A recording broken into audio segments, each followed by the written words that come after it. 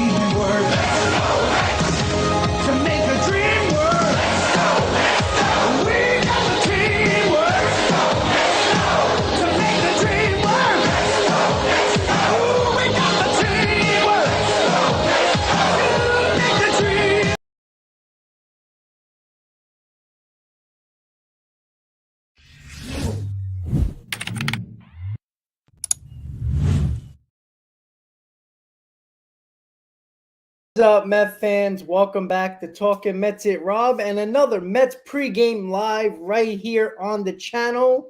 We got the Mets, we got the Marlins, game 2 of the series and game 9 of the season at Citifield. It is another chilly day in New York, so it's going to be a breezy, chilly day. And what I was talking about in the chat, if you were following the chat, when it comes to the ghost pitch and what could we expect from Kodai Senga with his first start at Citifield and his second start of the season. There is 2 factors that I think that you're going to have to focus in on with Kodai Senga today. And you're going to be like, Rob, what is that? Well, number one, he's facing the same team within a week, give or take. So he's facing the same team. Now, yes, the Marlins are a young team. The Marlins are a free swinging team. So that helps with the ghost pitch and the way he pitches, because let's not make no mistake about it. As much as we want him to go 7 innings, is it possible for him to do that right now this early? Is Buck going to allow him to do that early on in the season when, one, he's never pitched more than 140 innings in his career? So you got to make sure you pay attention to that. You're not going to overextend him because I don't think the Mets are necessarily looking at pitch count here because if you look at his stats throughout his career in Japan, they do pitch once every week. He can throw 100, 110 pitches. That's not a problem. He does that on the regular in Japan. But when you have a couple extra days to recover, I don't think it's more about the pitch count than it is more of the fact of the innings when it comes to Kodai Senga. And I think that's where the Mets are going to be focusing in on is the innings pitch. So I don't think the pitch count really matters. Obviously, if he has, 70 pitches in the fourth inning, that's not really a great sign because that means the Marlins are not swinging at the junk he's throwing up there. And the other issue that could be a factor, might not be, but he is pitching in a cold environment. It is not a temperature controlling environment like he had in Miami his first start as a New York Met.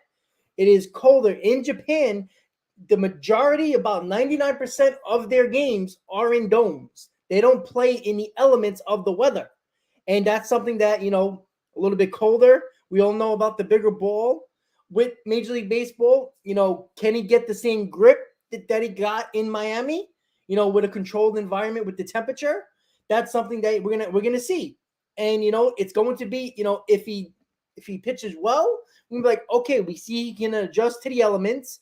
We see that he can adjust to facing the same team within a week because that's something that he has to overcome. If we're gonna expect him to be, a number 3 pitcher, because even though he's pitching in the 4 spot, technically he is our 3rd starter. So, we need him to be a very good to really good starter. And that's something that we're going to have to look at when we see him today against the Marlins once again. It's in the low 50s today. It is windy. Is that going to affect his grip? Is that going to affect the way he pitches? I don't know. Because when we seen him in spring, it's 80 and beautiful. When we see him in Miami, it's 75 and beautiful. And each one of those had controlled environments. So, clearly in Florida in spring training, it might have been a little windy, but it was still 75, 80 degrees, 85 degrees. So there was no elements he had to worry about. Now we're going to see with the elements, with an outdoor stadium, with the wind, with the cold, with the pitch clock. There's a lot of factors coming in here. Very interesting to see what is going to happen with Kodai Senga today. Again, I think that, he's been a pro for 11 years in Japan, right? There's a mental aspect to this as well. What is going to affect him? Because I think every pitcher, there is something in his career, no matter if it's Major League Baseball, the Japanese league, or wherever you are, no matter if you're one of the best pitchers in baseball, at some point, adversity is going to hit you. It's what you do to adjust to that adversity, because the best players, the guys that stick around in the major leagues, adjust when the other teams adjust to them. And that's how you become a good player, great player, all-star, superstar, best player in baseball. That's something that we haven't seen Kodai Senga do yet. We'll see. So that's where we are with Kodai Senga. I'm not necessarily worried. I'm just bringing up, obstacles he will face today, which is 2 that is obvious. The weather, that's not changing. It's not turning 85 degrees when he takes the mound today. And the other one, he's facing the Marlins again. Again, a young team, but there is a couple of veterans in that lineup that you might have to worry about. Garrett Cooper has been a pain in the ass this year with the first 2 series of the year so far against the Mets. Gene Segura is a known Met killer. And then, you still got Jazz Chisholm. He's been struggling since the start of the season, but he is an all-star. You gotta watch out for these guys that are seeing him for a second time, and we'll see how he adjusts. Maybe the Marlins won't adjust and it'll be easy sailing for him there. We don't know. So the next bit of news where people should be more mad about this. Francisco Alvarez is not in the starting lineup once again. Now, this is the problem that I have with the New York Mets, either if it's a Buck decision, if it's a front office decision, I don't know what it is. But I'm tending to believe now that this is coming back on Buck Showalter, because of the fact that we seen it last year when Epler brought guys up. We saw the Vientos, the Beatties, the Alvarezes, even though some of those was because of injuries and a little bit of lack of offense. Buck does not like to use the young kids. He loves to go with his veterans through thick or thin. Is that going to be his demise? We don't know yet. It's too early, right? But even Buck Showalter, even the front office, even Epler said, we are not bringing these kids up and not playing them. Well, you took him from the minor leagues where he's playing every day, and you sat him down on the opening your home opener against the Marlins when you could easily put him in as catcher. If you're so worried about his defense, then just bring up Michael Perez and let's not have this conversation at all, because it comes to the point where you're having this conversation now with fans. Like, that was the first thing everybody was talking about. We weren't talking about the excitement of the home opener. We weren't talking about, how fun this is, everything like that. What were we talking about? We had talking about the Brewer series that happened before, where we got beat down in Milwaukee, and we were talking about why Francisco Alvarez is not in the lineup. That's not two things you should be talking about in your home opener. Now, all right, losing happens in baseball. That's understandable. So you might have a couple of conversations with the Brewers series, but we shouldn't be talking about why the hell is Francisco Alvarez playing. Now, if it was Kodai Senga pitching yesterday, I could see, because Francisco Alvarez really haven't caught him. I get Nito catching him. Even if it was Max Scherzer, I wouldn't go crazy. Okay, Nito, fine. But yesterday was Tyler McGill, which, if you checked, when Tyler McGill was pitching in the minors with the coming back from injury, or really basically waiting for a spot again in the rotation last year, Alvarez caught him 4 times last year. And he caught him other times as well in the minors. So he's caught him before. So the comfortability factor, where you would want your catcher to feel comfortable and you want your pitcher to feel comfortable, was there. The opportunity was there. And that is something that kind of pissed me off, because of the fact that you could have caught Nito today. And you could have, because of Senga. I would understand that. But there is no explanation where they say, we value defense. That's fine. But don't bring the kid up and not play him. Now, the problem is you can't really DH him, because he's your backup catcher when Nito starts. So if you DH him and Nito gets hurt, and now Alvarez has to catch because Nito got hurt, you lose your DH. And yes, that is a rule. So that's a problem in itself. The Mets' number 1 overall prospect happens to be a catcher, where the Mets are carrying 2 catchers, and you're not playing him for the first 2 days. I know they talked about they're going to play him tomorrow. Wonderful. That's great. But there was no reason not to play him yesterday. You could have got him 2 out of 3 days and nobody would have complained. Everybody would have understood if you were catching Nito today, unless Alvarez went 3 for 5 yesterday, and then you would be clamoring to get Nito out there. And then you have today, and this is the problem that I have with our bench and our lack of DH. And the problem that I have with somebody on Facebook who came in with the most ignorant stats known to man, just to find a reason to say how good Vogelbach is. Once again, we had that crew again, right? Where's the Vogelbach? Where's the Vogelbach party? Where's the Vogelbach crew that was continuing to tell me how good he actually is? They're not here. Why? Because he's 2 for 13, 2 for 14. So this is the problem that I'm having. So Mark Cannon is playing first base today. Why is that? Well, you don't have a backup first baseman. Vogelbach does not. He's supposed to play first base. Could it be a backup first baseman? But he don't play the field. So that's number 1. Number 2, goody, our platoon just kicks us in the ass again. There's a lefty on the mound. So Vogelbach is useless once again. So not only does he's one of the better players with on-base percentage, because all he does is either walk, ground ball, or strike out. That's all he is. I'm sorry. You got him to be a 5th hitter for protection with Pete Alonso. I don't care if you have a good eye at the plate, great. I wish all the batters in this lineup would have great eyes at the plate, which the majority of them do. But you also have to do something else, right? The Mets needed what last year? They needed a run producer and a guy with some power or a little bit more power. Vogelbach, I'm sorry, 17 home runs can be done by Nimmo and Marte and possibly Canna on a good year. So that's something that's not a power hitter. I'm sorry, 17 home runs is not a power hitter. 18 home runs is not a power hitter. I don't care that he walks 10 million times a year. It doesn't make sense to me. I'm sorry. If I would have showed you these stats, like it was K plus percentage, it was OPS plus. I swear to God, guys, the amount of stuff that was in this little screenshot to show how good Vogelbach is with analytical stats that are probably in the back of an analytics book. And these are guys were Rafael Devers. I was so many guys that were extremely better and actually starters in the league. Rafael Devers, Mike Trout, there was Aaron Judge, there was Alonso, there was Marte, there was Lindor. Like, it was ridiculous. I'm sorry.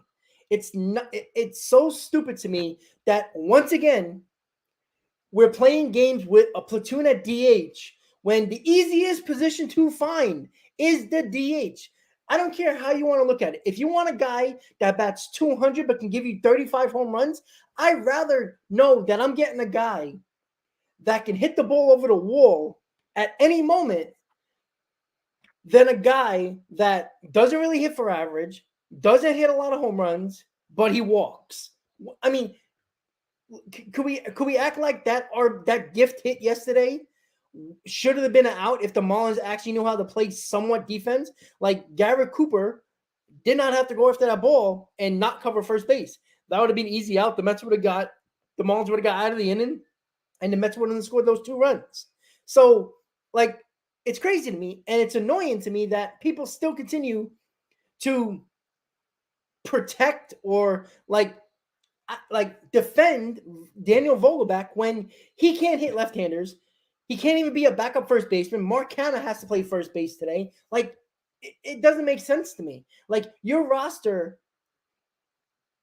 can't afford to have Mark Canha playing first base when you have Vogelbach sitting there standing, because he could even back up today. Why? Because there's a lefty on the mound. So this is the stupidity and the lack of, like, ingenuity. Well, actually, it's actually a lot of ingenuity because the Mets are overdicking this DH position. Give me a guy that either bats a 280 average and hits 17 home runs, because at least I know he's putting the bat on the ball. Not a guy that's batting 220 lifetime and hits 17 home runs. So that means he's a bad average hitter. He doesn't hit more than 20 home runs, and he walks. So great.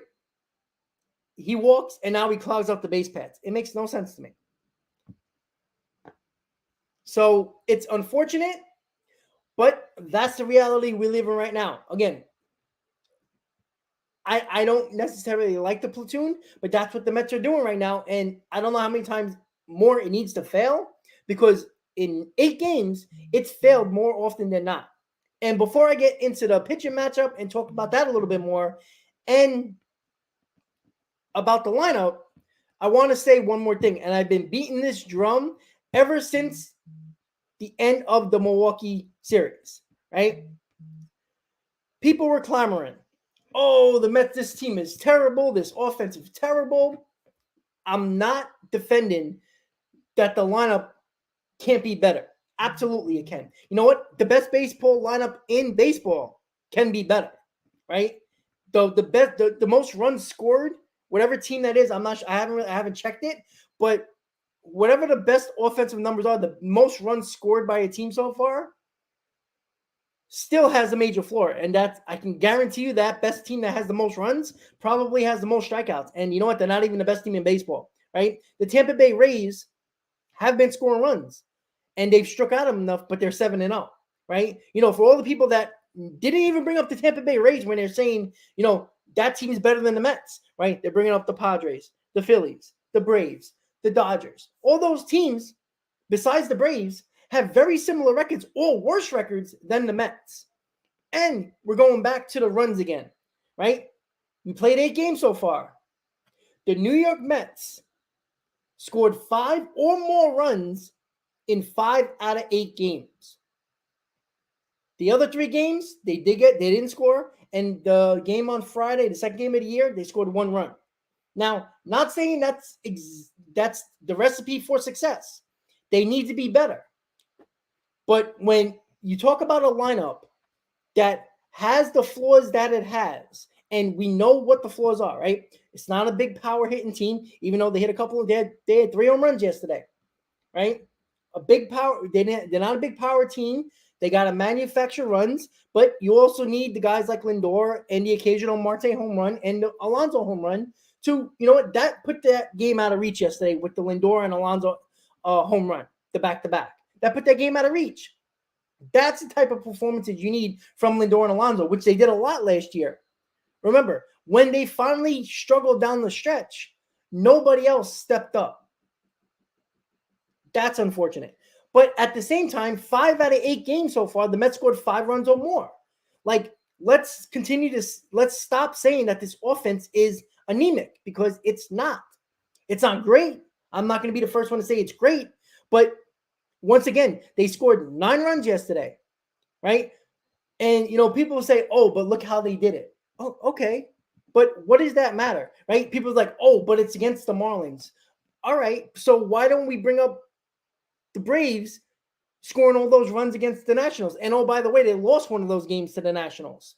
So, like, I just don't get it. For people who are going crazy with the Phillies lineup and love the Phillies lineup, all of a sudden the Phillies are a great team. The Mets have scored more runs. And not saying that that's going to stay the same, but, and I'm telling you this right now.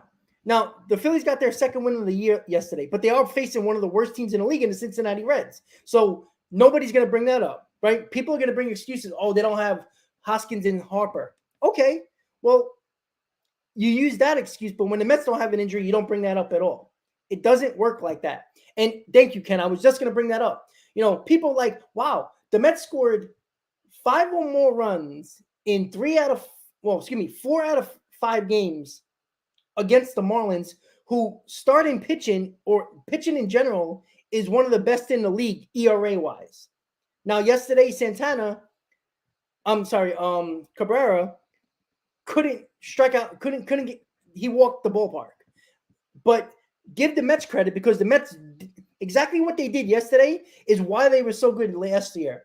They worked the count. When the Mets win ball games, or at least score runs or make a team earn their win against them, is when they're taking pitches, when they're taking walks. Again, this team is an on-base team. That's just very simple. They're an on-base team. But when they get on base, they need those run producers. That's the problem that the Mets have when they brought in other guys that are on-base guys like Vogelbach. Like, that's why I wasn't a big fan of Tommy Pham, and I think the Mets should have got other guys, if they wanted to get Josh Bell or Adam Duvall, who is actually raking in Boston right now, because I wanted the guy who is a run producer, who drives in those runs for the people who come on base. The Mets have 7 guys that lead the top of the league in on-base percentage.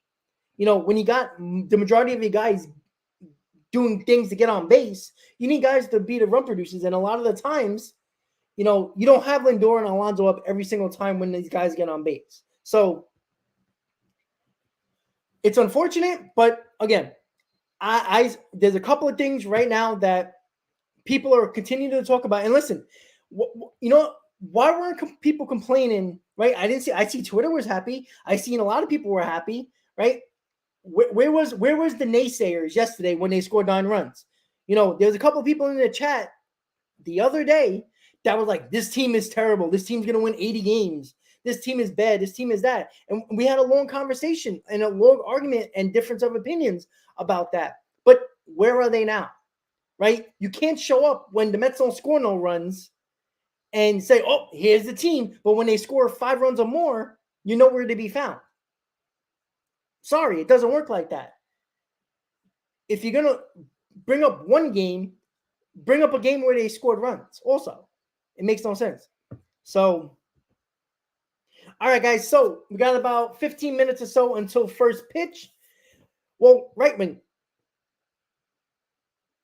And I understand that the Marlins pen stinks.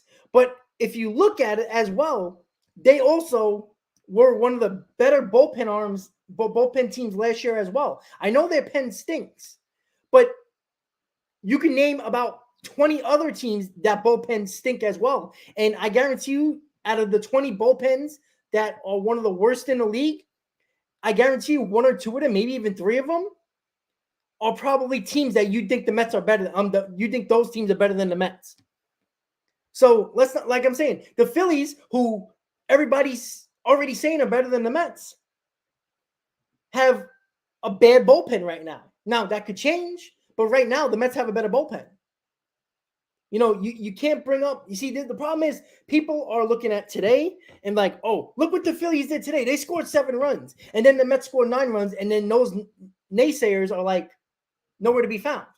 You know, those are the people that show up as soon as the Mets do something wrong. That's it. Oh, look, this is the worst team ever. 75 wins.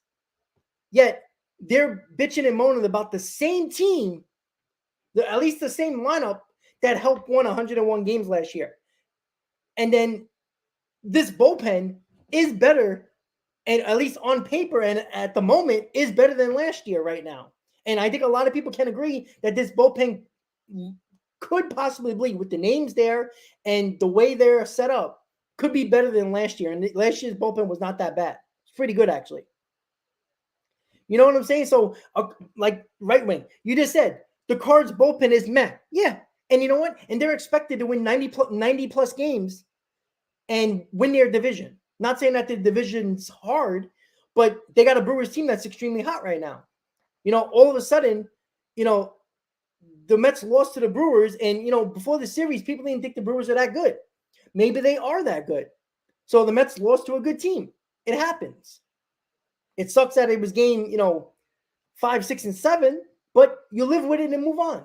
All you want to see this team do. Look, this team, listen, the first couple of innings at Citifield, and I wanted to bring this up, the first couple of innings where the Mets were leaving people on base, and even before the game during introductions, you heard this nervous energy from this crowd. I said that in one of my lives. Nervous energy. Where the same way I felt the fans to start the wild card series in game 1. That's the way it felt. You know, from the disappointment of losing to the division and it had to be a wild card team, that nervous energy where it's like, uh-oh. You know, like, that's the way it felt yesterday in the first couple of innings. And then when the Mets didn't score with runners on base and Escobar struggled and the guys, we couldn't get the runners in. The Boo Birds came out. Here we go again. I heard it all around my section. Right? Like, this is the problem here.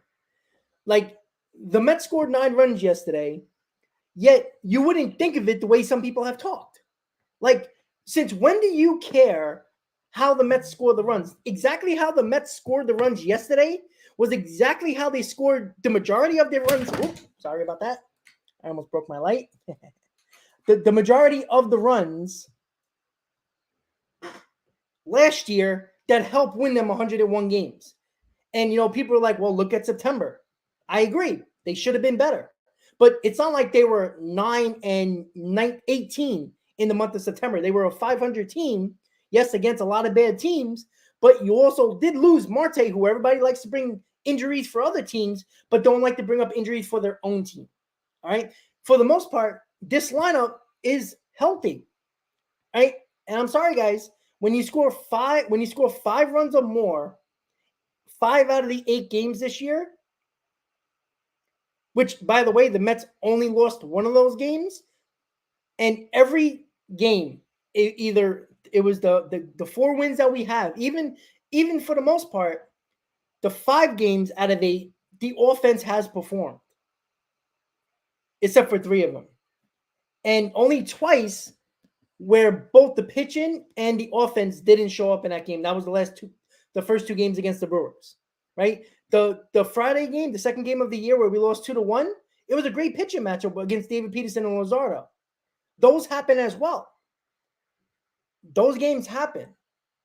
You know, it was no excuse what happened against the Brewers the first 2 games of the year, but they also happened. And what I said about this earlier, the Mets never had adversity last year with getting hit in the mouth early in the season. Remember, nothing really went wrong. Besides injuries, nothing really went wrong during games or during series where the Mets would lose 4 out of 5 or 5 out of 6 or 8 out of 10. They didn't do that last year at all, actually. They didn't do that at all last year. But when they did get hit in the mouth against the Atlanta Braves, there was no time to recover. The Mets have all season now, 150-plus games to recover from getting hit in the mouth early on in the season. Maybe that's a good thing, because how many years in a row did the Mets start off really well, and in the middle of the year, they started to falter a little bit. The Braves or the Phillies would get a couple of games on them, and then at the end of the year, oh, here comes the Braves and the Phillies again, right? That's the way we've been doing it. So that's the you know, there's no recipe, there's no scientific method for each the way to win the division or the way to win a World Series or get through a playoffs. But what we do know that's already been proven is that no matter if you have 97 wins, 106 wins, 101 wins, or 87 wins, if you get hot in the month of September and it runs you through the playoffs, that's basically what has been the best way to get through the playoffs and get success in the playoffs. It's been like that the last couple of years. Even though the Houston Nationals won, they were the best team for the most part, or at least the second best team, because I think the Dodgers had more wins. But the Astros were like the second best team in baseball all year. They did win the World Series. But they also had losing streaks that was more than the Mets. You can't make it up, right? So if we look at it that way, where the Mets didn't have more than, a 4-game losing streak all year, that should be a recipe for success. But guess what? It wasn't. The Phillies, who won 87 games and snuck into the playoffs with the third wild card, which, a year before, the Phillies would have never made the playoffs, and somebody else would have made the World Series out of the NL. You can't predict it. But one thing that has been successful with the Nationals in 2019, with the Braves in 2021, with the Phillies in 2022, right? 3 out of the last 4 years, it was teams that got hot in September that took them to at least the World Series, and 2 out of 3 won the World Series. All right, guys, so we're going to look at we got a couple of 10 minutes until game time. Let's look at the Mets lineup for today. It's a little different today, and it's going to pop up scrolling at the bottom of your screen, and we're going to go through it right now. So, against the pitcher matchup for today is Kodai Senga, first start at Citifield, and Trevor Rogers for the Marlins, the lefty on the mound. So you already know this lineup's going to be looking different, but you know what doesn't look different? 1 through 4. Batting first, playing center field, Brandon Nimmo, who's been a walking machine, which I have no problem with because that's his game. That's what he needs to do as leadoff man, get on base. Batting second, playing right field, Starling Marte. Batting third, playing shortstop, who is 4 for 7 in his last 2 games, Francisco Lindor. Cleaning up, who had 2 home runs, Pete Alonso. DH, he already got 4 home runs on the year, cleaning up. Mark Canha batting 5th, playing first base. So Mark Canha is given that protection for Pete Alonso, and I think the reason for that, which you've already seen twice this year, is when there's a lefty on the mound, Canha has been up in that order. Batting 6th, playing second base, is Jeff McNeil. Tommy Pham getting a start in left field, batting 7th with the lefty on the mound. Eduardo Escobar getting another chance to play third base and bat 8th. And that is the reason, because I think they like him right-handed. Batting 9th, Tomas Nido catching over Francisco Alvarez 2 days in a row. They brought him up. They sit him down. But Tomas Nido is getting a start. And that is your lineup for your New York Mets, and the Miami Marlins lineup against Kodai Senga, which is very similar to the opening to the game against Senga. It's almost the exact same lineup that they had against Senga in Miami. Batting first is Chisholm, playing center field. Cooper batting second, playing first base. Alvarez batting third, playing second.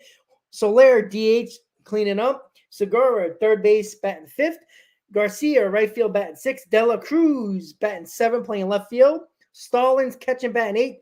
And batting ninth is Birdie, playing shortstop. So that is your lineup for the Miami Marlins against Kodai Senga. And it looks very, very similar to what they brought up, what they had against Kodai Senga in the first matchup that Senga has pitched. So we're gonna, again, we talked about this early in the stream and the pregame, was the fact that there is some obstacles that Kodai Senga has to jump over today. Number one, weather.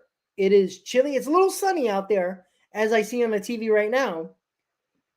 You know, he had 5 1/3, 3 hits, 1 run, 1 earned run, 3 walks, and 8 strikeouts for his MLB debut against the Marlins, which was a win for him. Good start. We'll see how far he can go today. But there's obstacles. He's facing the same team again within a week. Number two, outside in the elements. It's a chilly day. It's a windy day. It's a bit sunny there, but it's still chilly and windy. Whole different ball game when you pitch in Japan, when the majority of your games, almost all of them, are indoors. So that's something that he has to do. And that is something that we have to see him overcome as well. And the other thing I want to see, listen, I know Senga is technically the 4th starter, and that's the way the Mets were going to go about it, because it was going to be Scherzer, Peterson, or it would have been Scherzer, Senga, Verlander. So Senga would have been in between Verlander and Scherzer. He would have been a number 2, but we will all see him as a number 3 when Verlander comes back, right? So as a number 3 starter, you look back at last year, who was your number 3 starter? It was Chris Bassett, right? What did Chris Bassett do well? He gave you 6-7 innings on a regular basis. Not saying that, you know, Senga can do that on an every single day basis. He might be able to, but early on, you know, the Mets are not going to push you with him because he's never pitched more than 140 innings before. And if you extend him past that, there's no guarantee that he's going to perform to what you expect him to be. So, you know, he only pitched 5 1/3 his first start.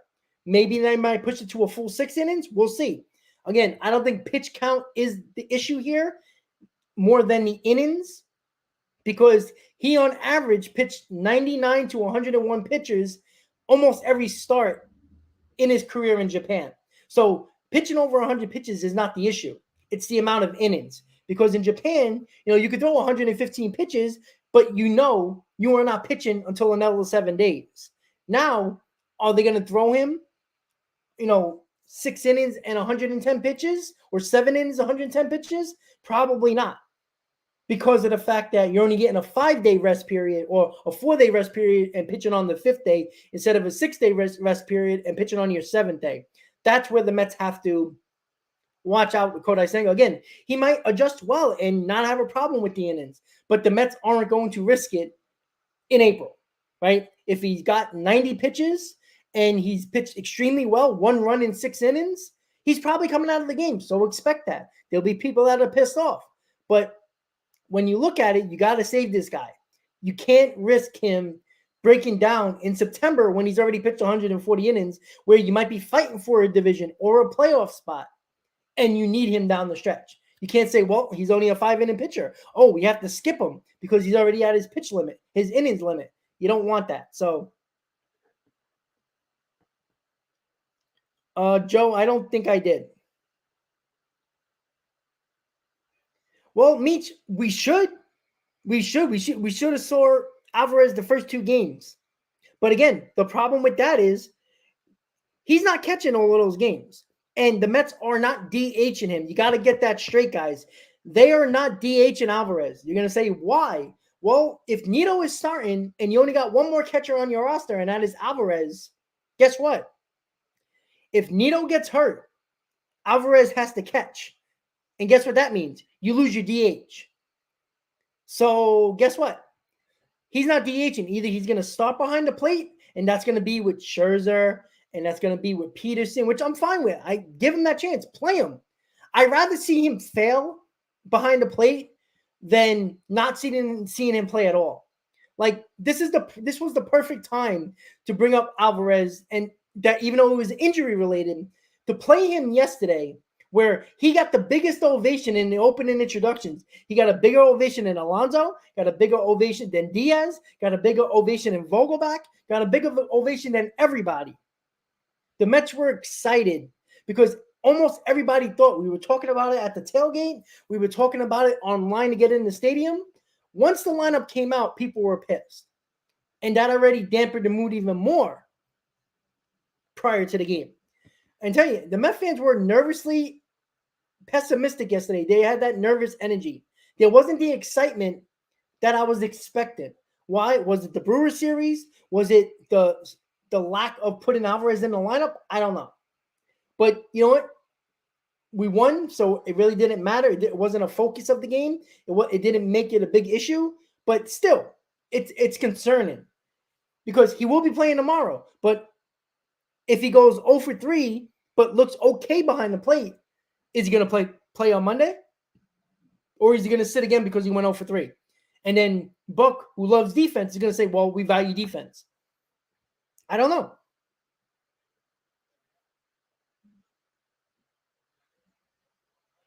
Odell Beckham. Yeah. A multi-year deal is going to be a disaster. He might be good this year.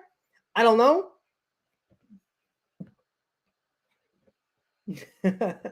Yeah, Ken, exactly. Exactly. He might even catch a ball. You never know.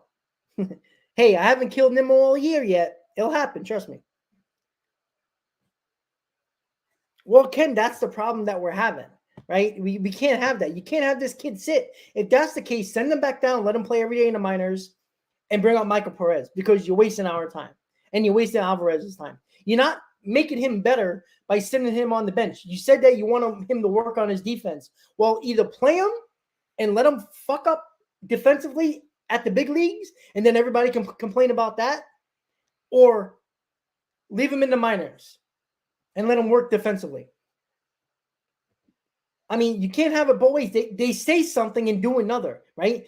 Epler and Buck says if these kids come up, that was the big reason why the Mets didn't put any of them on the opening day roster, because they weren't gonna. They said that they wanted them to get at bats. They wanted them to get playing time. Well, you were forced to bring up Alvarez. Well, technically you weren't forced because you could have brought up Michael Perez if you value defense. What are you gonna do, right? All right, so the Mets are coming onto the field.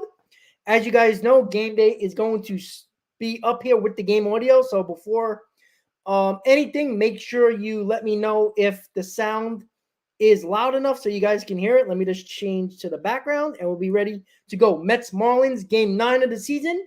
First start at home for Kodai Senga. Let me just fix up game day and we'll be ready to go. Let me just put up the volume for you guys. Look for Skip Schumacher. He moves some people around. All right. Luis Arias will hit number 3 for only the 11th time in his career. Jazz Chisholm, second time this year in the leadoff spot. They move Cooper up to 2. All right, guys. So let me just wait a second. Let me just reload and set up the website again because for some reason I don't like the way game day reloads itself, which is stupid. You can't even stay on the game day page and it reloads and goes to right to game day instead of the preview. So I'm just waiting for it to load. All right. So waiting for the game to start. It's 4:10. The game should start just now, but who knows? And I stepped on. I almost knocked you over because I tripped over something, and then my wire in my back came on. All right, guys. As soon as it pops up, I'll let you know. I thought I got myself together for the open, and he made it sound as though everything was just fine.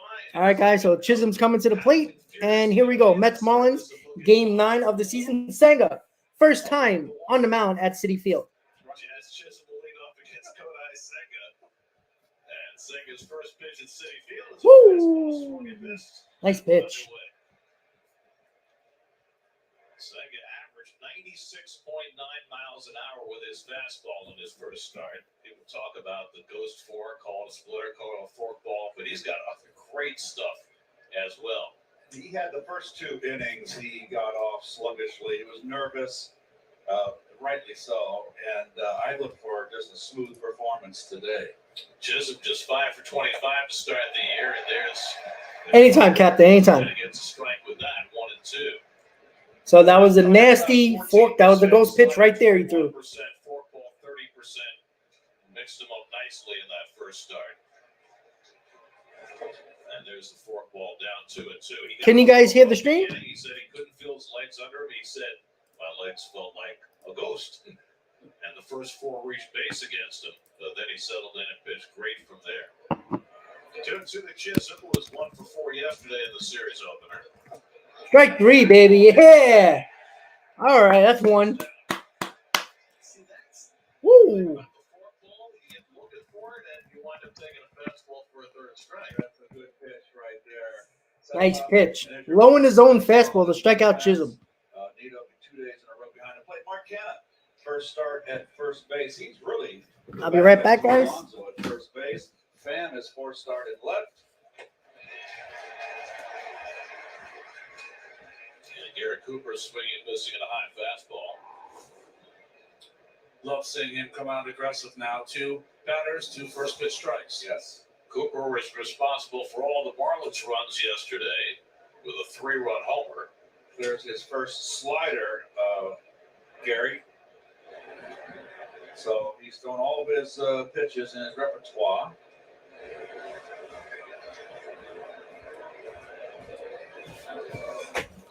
Takes a fastball inside, 2 balls and a strike. Wonder if he too seen that. You can see how good his stuff is, man. If Senga can pitch really well, man, it's a game changer in his rotation. And Cooper, it's went right back through the box and into center. Gary Cooper, man, keeps that swing level. All right, let's see Senga from the stretch. 5-hole here, right? Bullet by Cooper. Senga's got to learn, and this is something he did in his first game, even though he pitched well. These guys, you leave a fastball over the middle of the plate, you know, he might blow it past them in Japan, but he's not going to.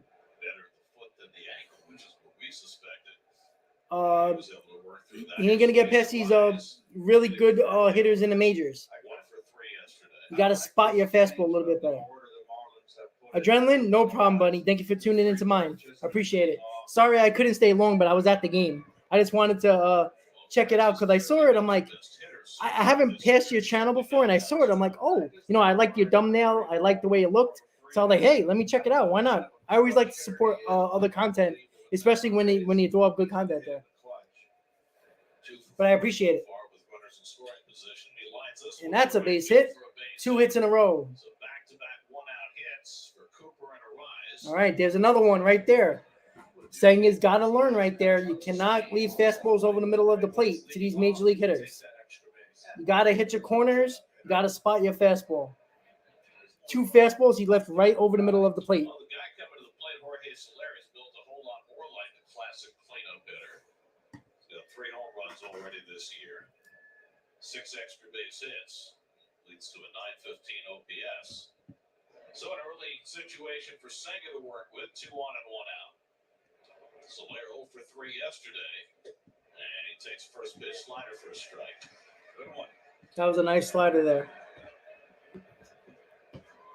Senga, 11 years with the Fukuoka SoftBank Hawks. Nice slider. 2 sliders in a row. Last year, You know, with the way he throws his forkball low and his slider on the low part of the corner, he's got to raise his fastball a little bit. He's got to load to throw that high fastball. See if he does it. He's gone. Yeah, all right. 3 sliders in a row. Eric, I don't know. I know it's a pretty. They gave out the Citifield replica today, so I'm assuming it's a pretty big crowd, and it's a Saturday.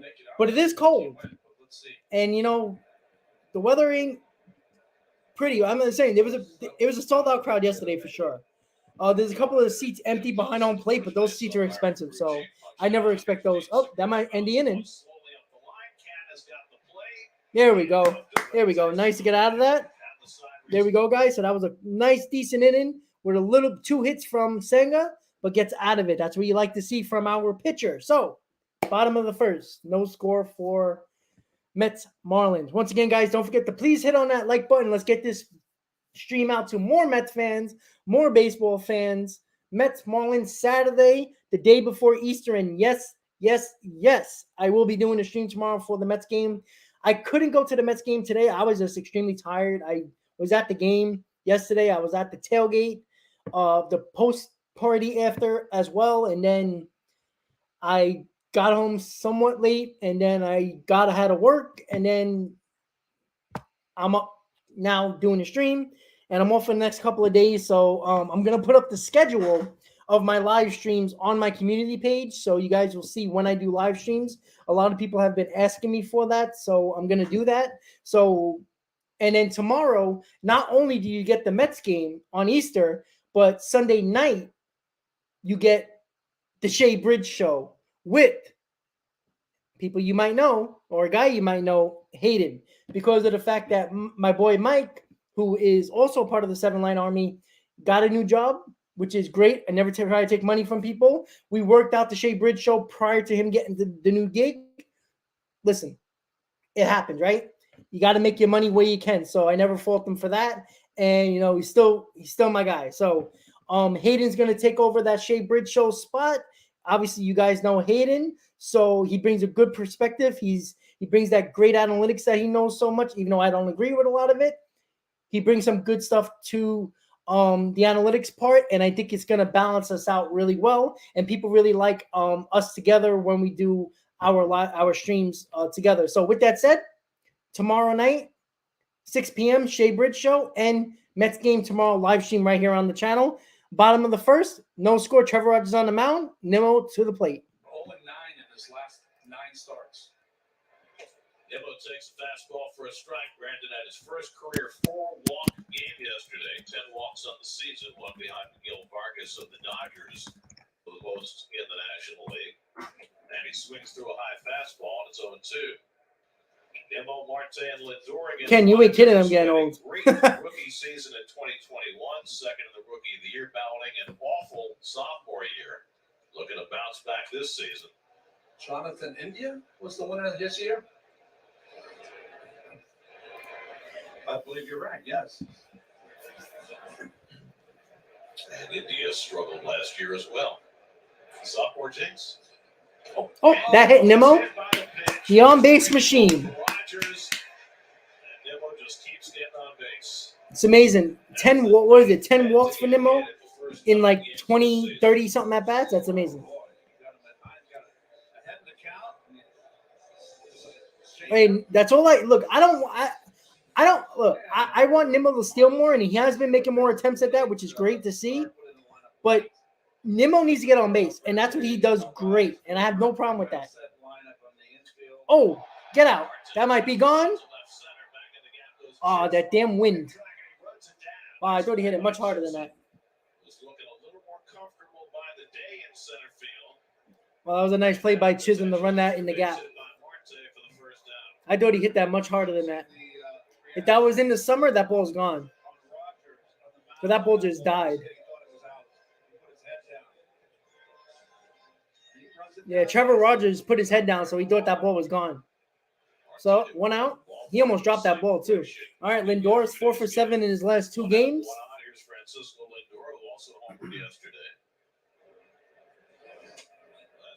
And I love Lindor batting right-handed. So much better hitter right-handed, more level swing, and a lot more power from that right side.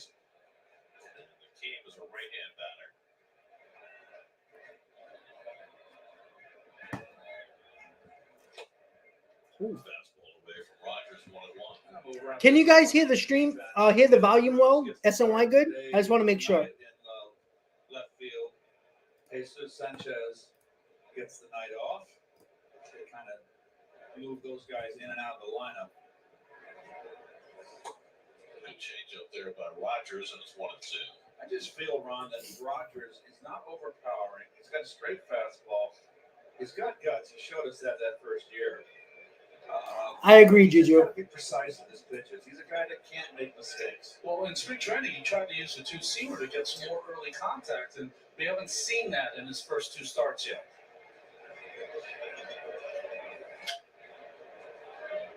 It's funny that you say that, Lonnie, because he actually did try to throw I did turn it in up. his first start, and according to the pitch metrics, he threw it 22% of the time, but it's not moving like a two-seam. It was, you overthrow sometimes in your first start. Takes the sink out. There is a good change-up to strike out Lindor. All right, so leadoff man on, and he might be throwing a sinker, but it's not sinking. 2 outs with Marte, which I thought the ball was gone. All right, perfect. We say that all about a lot of these Marlins pitchers, and they might not be there like Cabrera yesterday, but he's got everything you need as a left-hander to win in this league, in my opinion. Just 25 years old. Here's Alonso, who has struggled against Rogers. He has just one hit in 15 career at-bats against Trevor Rogers. The one was a home run. Alonso, 8 games into the season, 4 home runs, 8 RBIs.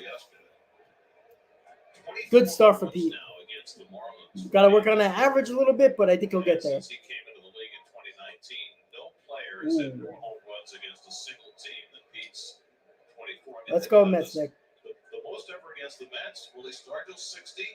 That's over the course of a decade and a half. He's got 24 already in less than 4 full seasons. Really, he's going to have less games now with only 14 in division. Yeah, Slappy. Sometimes, like I know a lot of people are streaming it. So streaming the game. So yeah, you're going to be behind on my cable feed. But if you can stick it up, that's always good. Hall of Famers Eddie Matthews and Ralph Connor. And got to figure in that COVID year, we only played 60 games. So 102 games that he didn't play. How many would he have hit?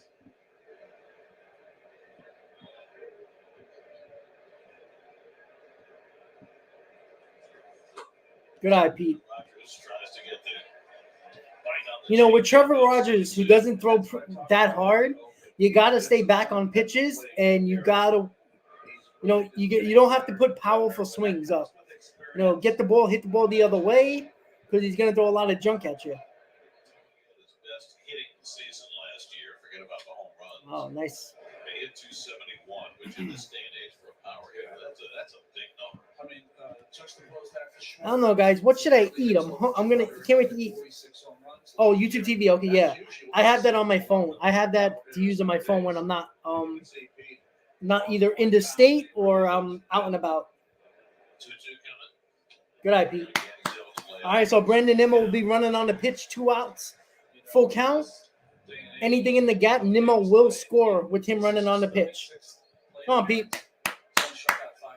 Once again, guys, don't forget to please hit on that like button. Let's go. Adrenaline, absolutely. And the 2020 hurt him. Ball 4. All right, good eye, Pete. There you go.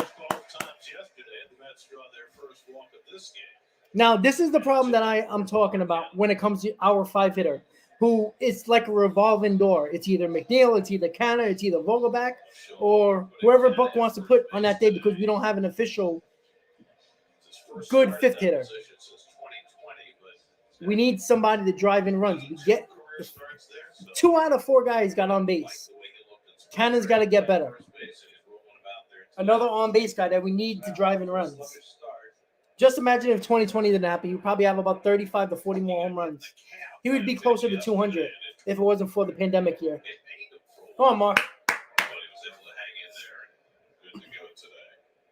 Mark is 0 for his last 16, but he was on base 3 times yesterday with 2 walks and that hit by pitch.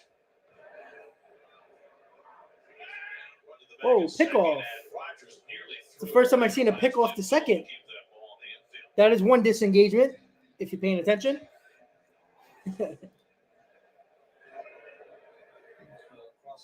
throw, and Alvarez reaches to his left to keep the ball in the infield. Come on, Mark. Base hit, baby. Cutter.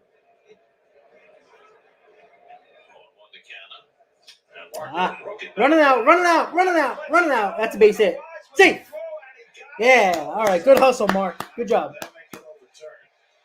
He might be out.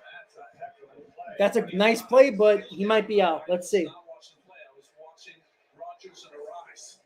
This is a heck of a play where he came from. And he beat it. Safe. And All right. that stretch We got bases loaded here, guys. Good hustle by Canna. ball by Jeff Nelson at first, and no challenge by the Marlins. All right, come on. Infield single. If you're Rogers, 19 pitches for Rogers. Once again, this is what the Mets do well. you have to make a play for that ball. That was his play. All right, Jeff, here we go. Come on. He makes the play. So now the Get an Mets early lead loaded here. with Give it, birthday run boy, some Jeff runs to Senga. McNeil Ball one, there you go. celebrating his 31st birthday today. He's homered on his birthday each of the last 2 years. Look where Arise top of your screens. Peter, it's going to be fun in New York. 5 playoff teams in the tri-state with basketball and hockey. All 3 hockey teams, both basketball teams. Come on, Jeff. There we go. Rogers behind on McNeil 2-0. Come on, guys. Let's get a Let's Go Mets chant in the chat, baby. Let's go Mets, baby. Let's go. It looks like packed because even the left field upper deck is filled, and that's one of the hardest seats to fill. Ball 3, yeah. It's 3-0. Well, the Marlins pitchers know one thing. It's that the Mets are going to let you walk them if you don't throw strikes. It's not a team Fans are on their feet. Driving up another starting pitcher's pitch count in the first. Bases loaded, 2 down, 3-0 to McNeil. And Jeff takes a strike. There you go. Take that pitch. So Don't be that's greedy, here, take it's the same pitch, right? That's what you're counting on. 3-0, 3-1's going to be the same pitch as 3-0. Well, not necessarily, Okay. but you're in a catbird seat. All right. I'd be looking at heater here. Ball 4. All right. Walked in a run, baby. There we go. First run of the game. That's the Mets game right there. So McNeil Work the will count. walk. Make the pitcher work hard for the outs. 1-0 Mets. Still bases loaded with. That just missed this pitch. Come on. Boy, With Tommy Pham coming up. great eye. 40 walks now for Marlins pitching this season. Second to Arizona. And 42 walks drawn by the Mets. There we go. Ben Baby on the plate, Jeff Nelson, C.B. Butler, and Chris Siegel with a. Well, here's Tommy Pham, who got the start against Rogers last All right, Sunday. Tommy Pham had a great game against Rogers 2 for 3 in game against 3. Rogers. See if he can knock in a few more runs. Bases loaded, 2 down. And Pham takes back to a slider for a strike, 0-1. Tommy got new contacts right as the season began. He's got that eye condition called keratoconus. Run it out. Run it out. Keratoconus. And he has to be very careful about his contact lenses, and they need constant adjustment.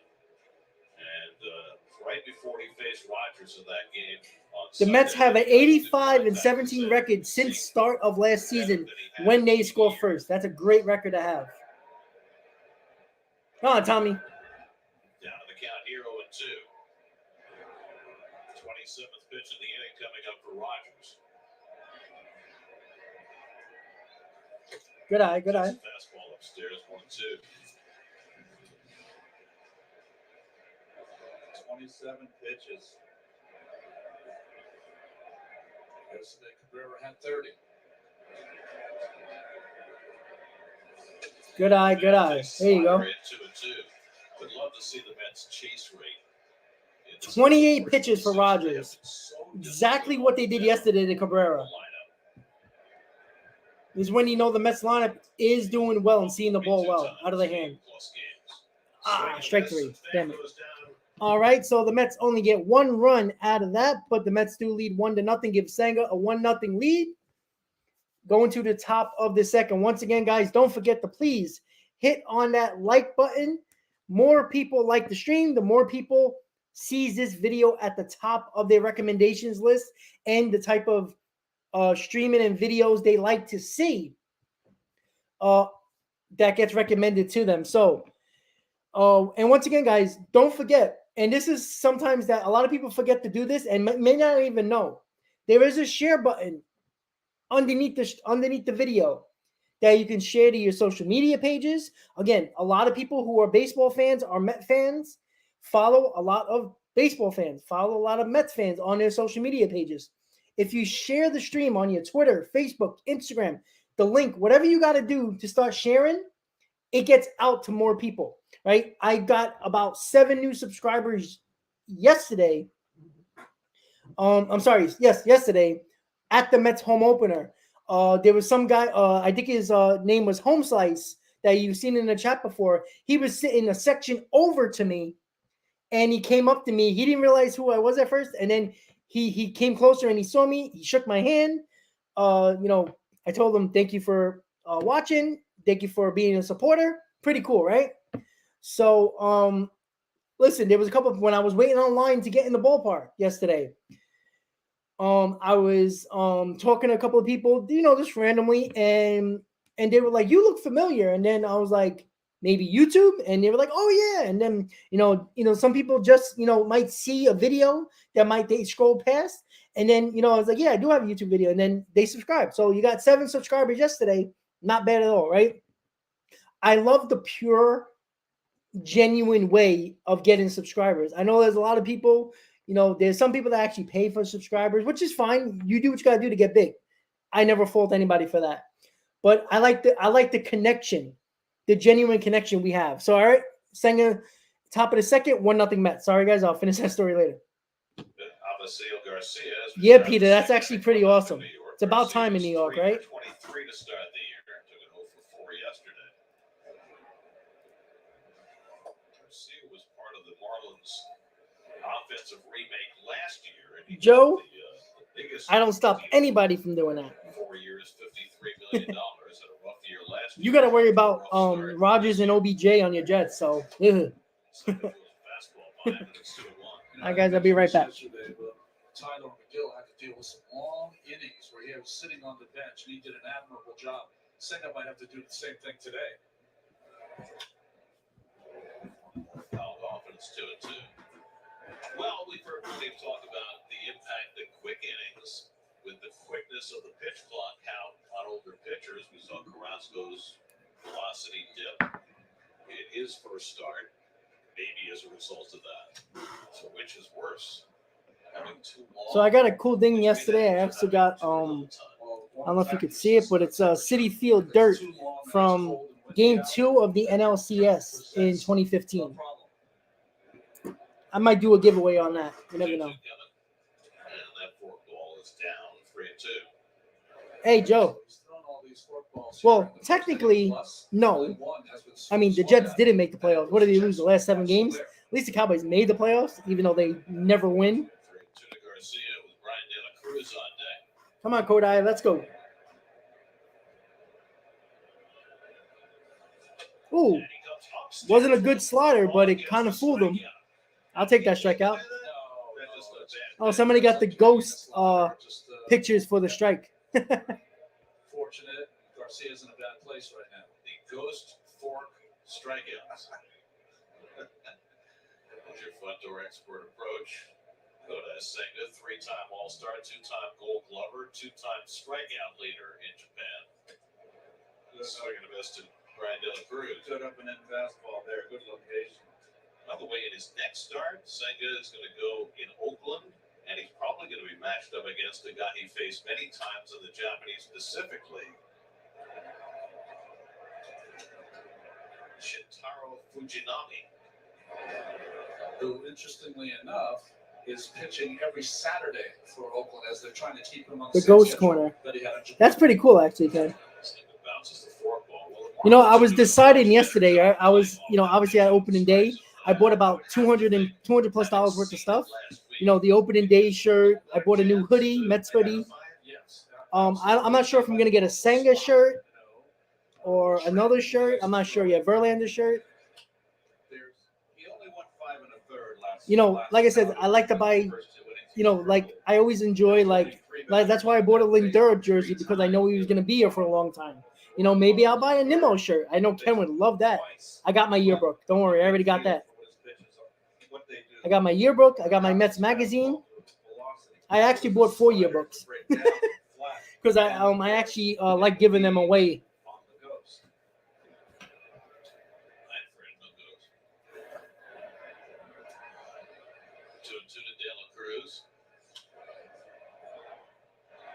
Cutter, and he fouls it off the right that'll go out and play. I don't know, Ken. Maybe. Well, he's been well taught. I always, even when I'm not the biggest fan of a player, if the Mets sign him to a long-term deal, I usually buy their shirts. That's front leg. That's probably one I'm of not a the big reasons jersey he has guy. that great movement on that I like ghost. shirts. It can't I be like said the name enough shirts just and how stuff like that. far he has had It was to cold fall yesterday. to get to this point. Seventh pitch to Dylan Cruz. Nice. Ghost pitch. So back-to-back 4 strikeouts strikeouts for Kodai Senga, in 2 out of the innings. second. This is a guy who was drafted as a Peter, I'd love a 1986 World Series hoodie. I can't find them for the best of me. I've been looking for one. I even looked at the Cooperstown edition hoodies. I only find 69. I want an 86 hoodie. Actually, I want to get it for my dad, actually. Not me, my dad. But he's the first developmental player ever to get Nice a contract pitch. to come to the U.S. Well, the funny word is Oh. developmentally. Actually, the my dad developmental probably mind has of one. things, the physical I'm not even gonna lie. I think he has a Bonilla shirt. I think he does. Cortez takes a slider off the plate. It's 1-1. I like his slider. Wow, Peter, that's awesome. That's pretty cool. The real Senga now. He's got the butterflies are I'm with 28 shirt. a normal start for him, and we're seeing his stuff. Everybody talks about the ghost pitch, and it's deadly, but he's got an Come excellent. on, Kodai. 33 slider. pitches with 2 outs in the second. Good pitch count so far for Senga. Oh, he went. Swing, did he go? He did. Yeah. 2-2. Oh, Ronnie mentioned Fujinami for the A's is pitching every 7th day. Senga going on the 6th day today. He's going to go on the 6th day again next Friday. Come on, Kodai. So they're working him into some kind of. Struck him out. 5 strikeouts for Senga. Well, I think that 8 strikeouts is looking pretty damn good.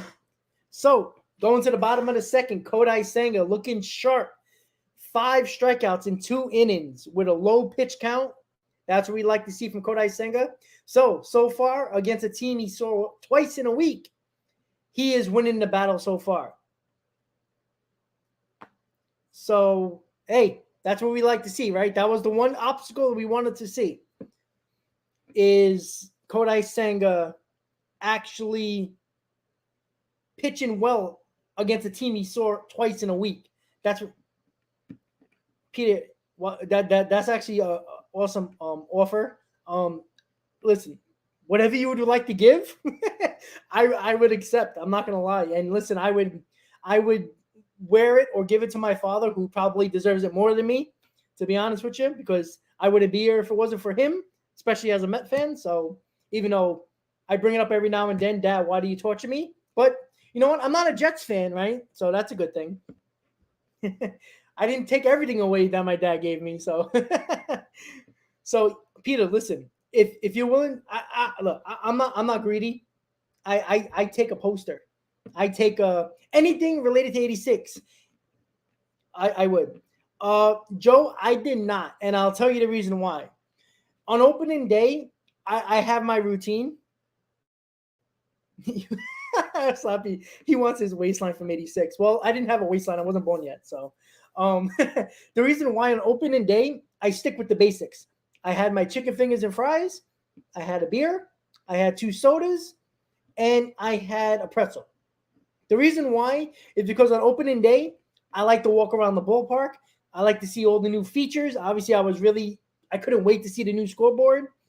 I wanted to see all the other things that they have. You know, they opened up so many more team stores, guys. And yes, it's a packed house at Citifield, by the way. And that was something that the team shops are everywhere now. They opened up like 6 new ones. Ballpark out today. And Escobar might have a base hit. Oh, another nice catch. I think he got his glove under it. He did. He made the Oh. catch. On Chisholm with his second fine play in this Damn. game. One goes Escobar back can't and buy this it. one coming in. And Escobar is robbed for the first down. Nice play. So 1 out. Poor Escobar can't buy a hit. It kind of came up shaking him a little bit. Again, it's the jump that he's gotten on the ball yesterday that he made the diving play on, and now the 2 today. Well, Joe, you know what? And the speed helped. Unfortunately, Escobar can't buy a hit. And that was a good play by Chisholm. On Wednesday, sliding into second base. 1 out, Nito up, 1-0 Mets in the bottom of the second. Ground there. it's shaking it out. Slappy, the new McFadden's, which is called the K Corner, Tomas packed. Nino had his first hit of the year yesterday, 1 for 12. But they got a on good six. selection of beer. So a little bit cheaper Question, than in the ballpark. A little bit, not Evidently much. didn't get an answer. Yes. So I asked about the Mets Not chase really the rate, same bar. There's a little bit and more Tim Britton from The Athletic just security, a little bit more tweeted out calmness in there. Unlike McFadden's, that was Mets crazy. actually middle of the pack. They're 13th in chase rate so far this year, but they've seen the second fewest pitches in the strike zone of any team, which kind of amplifies their discipline. So thank you, Tim, for Mr. Britton is running. outstanding. He is Come on, Tomas. as good as they get. Turn this lineup over. Change up misses inside. It's 2-2 to Nito. The new fan bar, is that the one? Alvarez doing a little study of I didn't even Saturday get there. Tomorrow, Carlos Carrasco. I didn't even get there. That's going to be his first start of the season. I ain't gonna lie, Joe. I got stopped a couple of times too, where I wanted to go to certain places, but I couldn't. But when you walk up the stairs or the escalator, there's a team shop right next to the Hyundai Club now, which it wasn't there before. Ground ball should be an out. 2 outs. Nito 2 away. Ken, to be honest with you, Marlins Park wasn't cheap. They got to make up in concessions. So, for the same chicken tenders, let me just lower that for a second. The same chicken tenders and fries was a little bit more expensive than Citifield, to be honest with you. Base percentage is 471. Well, Joe, I don't expect Nito to be any good offensively. Remember, we were supposed to have Narvaez, who's the better offensive player than McCann and Nito. So I can't really kill Nito on his offense. See, in my house, the people who set the table are usually allowed to eat as well. Well, Now, Peter, that would be something if you're willing to give. I'd actually love to have. It would go somewhere on the wall. I'll tell you that. You climbed up inside. That's awesome. Man, that would be something I would do if I was alive for that. You like to look at your name on the screen?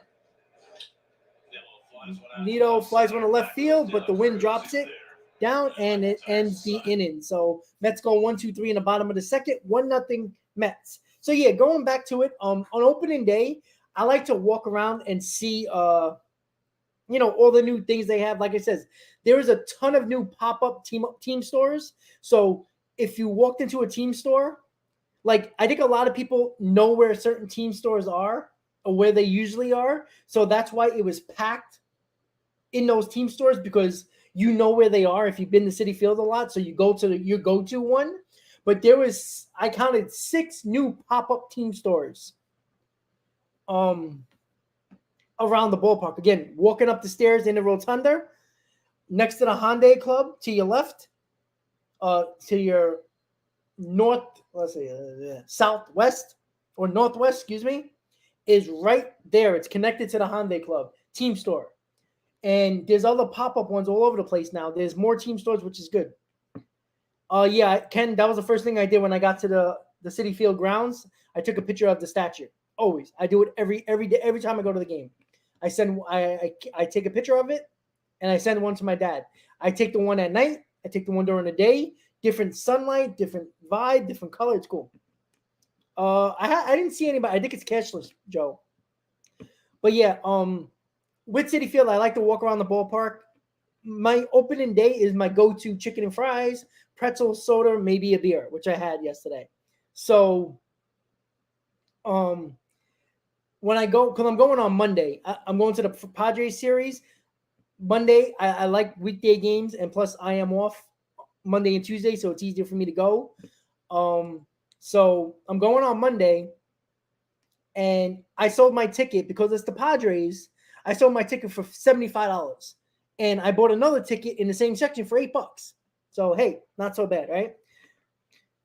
But I am gonna try that donut chicken burger thingy, so I'm gonna try that next. All right, guys, Senga is on the mound. Number 9 hitter takes a slider for a strike. Yeah, Slappy. She was at the box giveaway where you pay $40 and you get something that is like memorabilia wise. Before the game. Fly ball All right, to should be center one field, out. Nimmo's there. It's not One a out. problem. So yeah, guys. So yeah. The pastrami I heard was very good. I'm not a big pastrami guy, but I heard it's very good. Yeah, Kate Upton was there. It's that area where you pay $40 and you get whatever memorabilia you win in where they choose it out of a tumbler. So that's pretty cool. So yes, and MTA, let me know where you're sitting, buddy. Chisholm, who took that fastball for a strike his first time up, and he gets a cutter to start him off. Nothing in one. Well, Senga struck out the side of the second. The first Met pitcher to strike out the side this season. That's funny. A few more of those. What a hit by Neo, by the way. Joe was a big fan.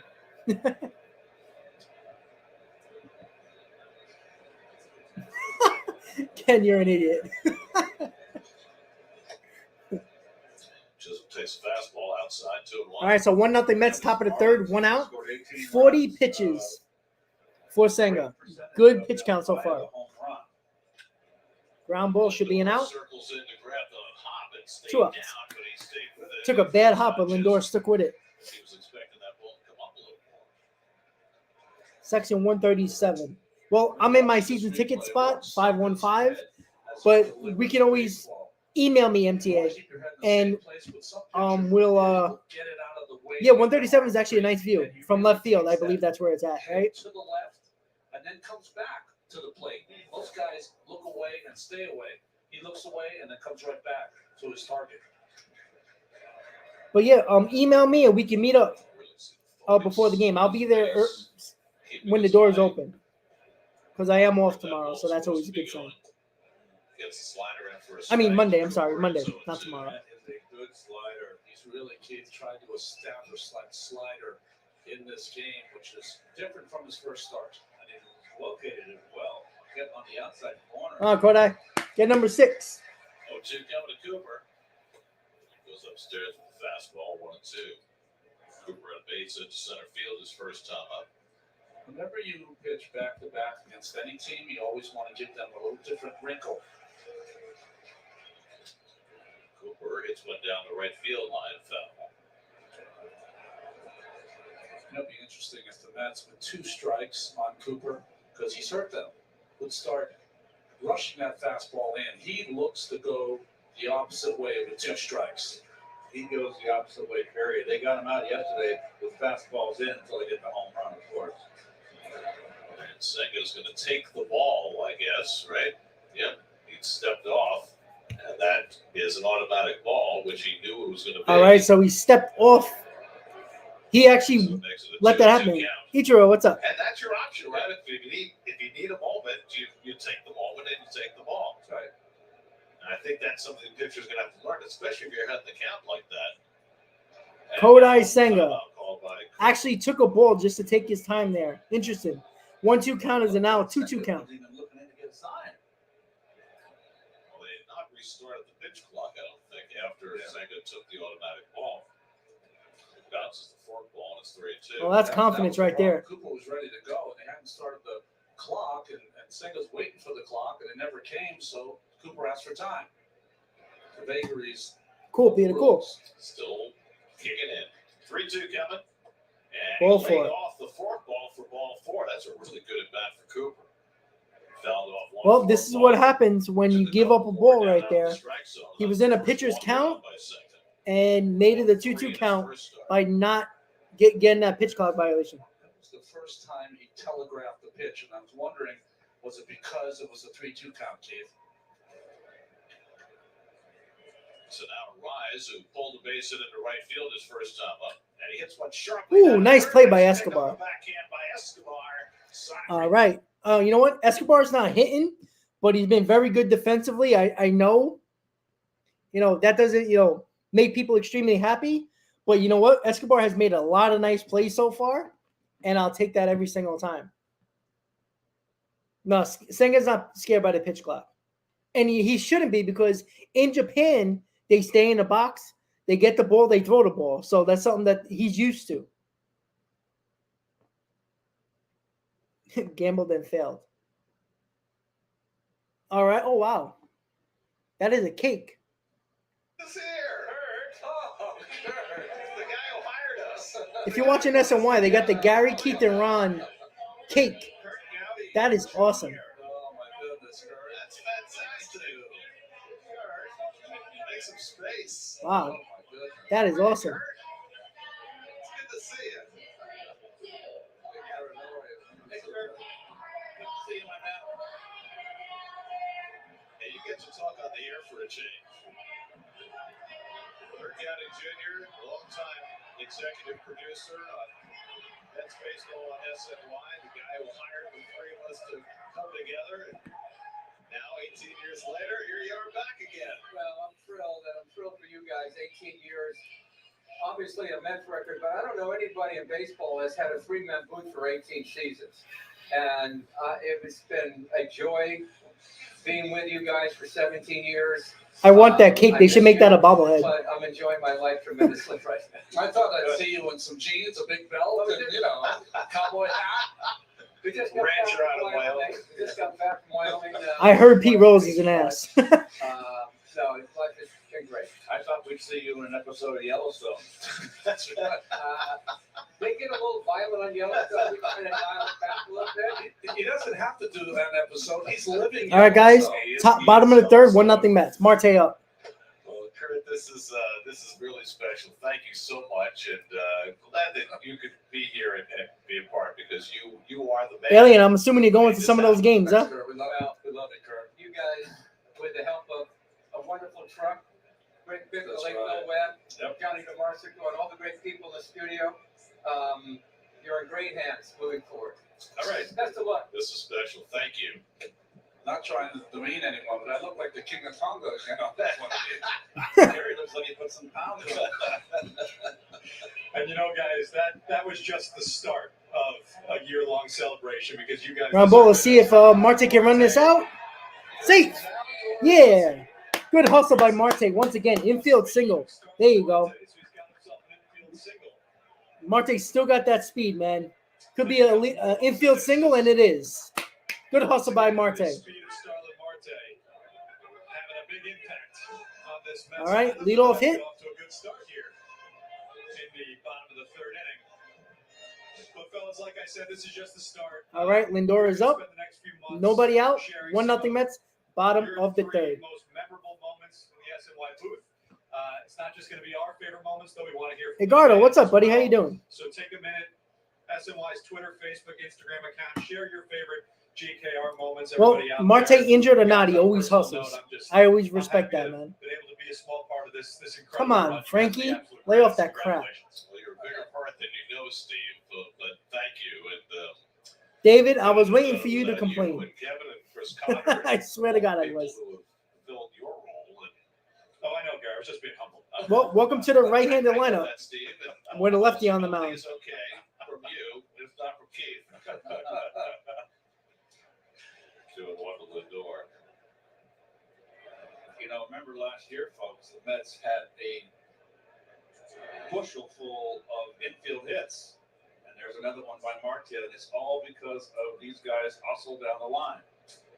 Well, there are two of the original three announcers. No, we got a game to watch. Nelson Big from difference. The Mets broadcast team on radio and TV for the first 17 years of the franchise. Orlando working 42 years behind. Ken, the I have no Mets, idea. Ralph, more than 50 years. Incredible. I don't think any of us is catching those two gentlemen. Lindor drops one foul. and Lindor out in then front. 3-2. Oh, nice on the rebound. That was nice and Kurt. Wow, yeah, very nice, Kurt. This one I did, yes. And I also got this yesterday. You were the last one to get hired. Well, I was. You were holding out. I was no, Sorry, my light is kind of, it's a Citifield, 41 Seaver Way, and Two guys who Lindor said strikes no out. before I got the shot. Lindor strikes There you out go. for the first out. And guys, as we invite fans to look back on their most There you go. memorable moments, There you here's a go. look See it? back at, some of our City Field, 41 Seaver Way. It's a little, throughout the years. it's a metal Nice black hair. metal thing right there. You know what this shows me? We That are really I anxious always like about these it. type of things. Oh, I And I also got a lot of opening day pins that I'm going to give some away. Let's see, we got Stevie in there.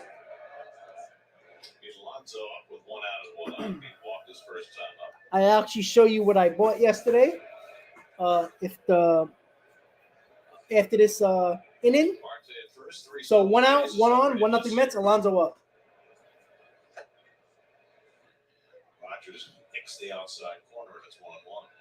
David, you might not be wrong about that. He's looked really good. And I love the fact that he is pitching well against a team he just saw a week ago. That's a good sign right there. Come on, Pete. And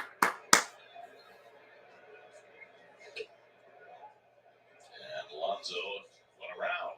Oh boy, that's a rough one by Jeff Nelson. 1-2. Crew chief, he's been raising that right arm 3 times.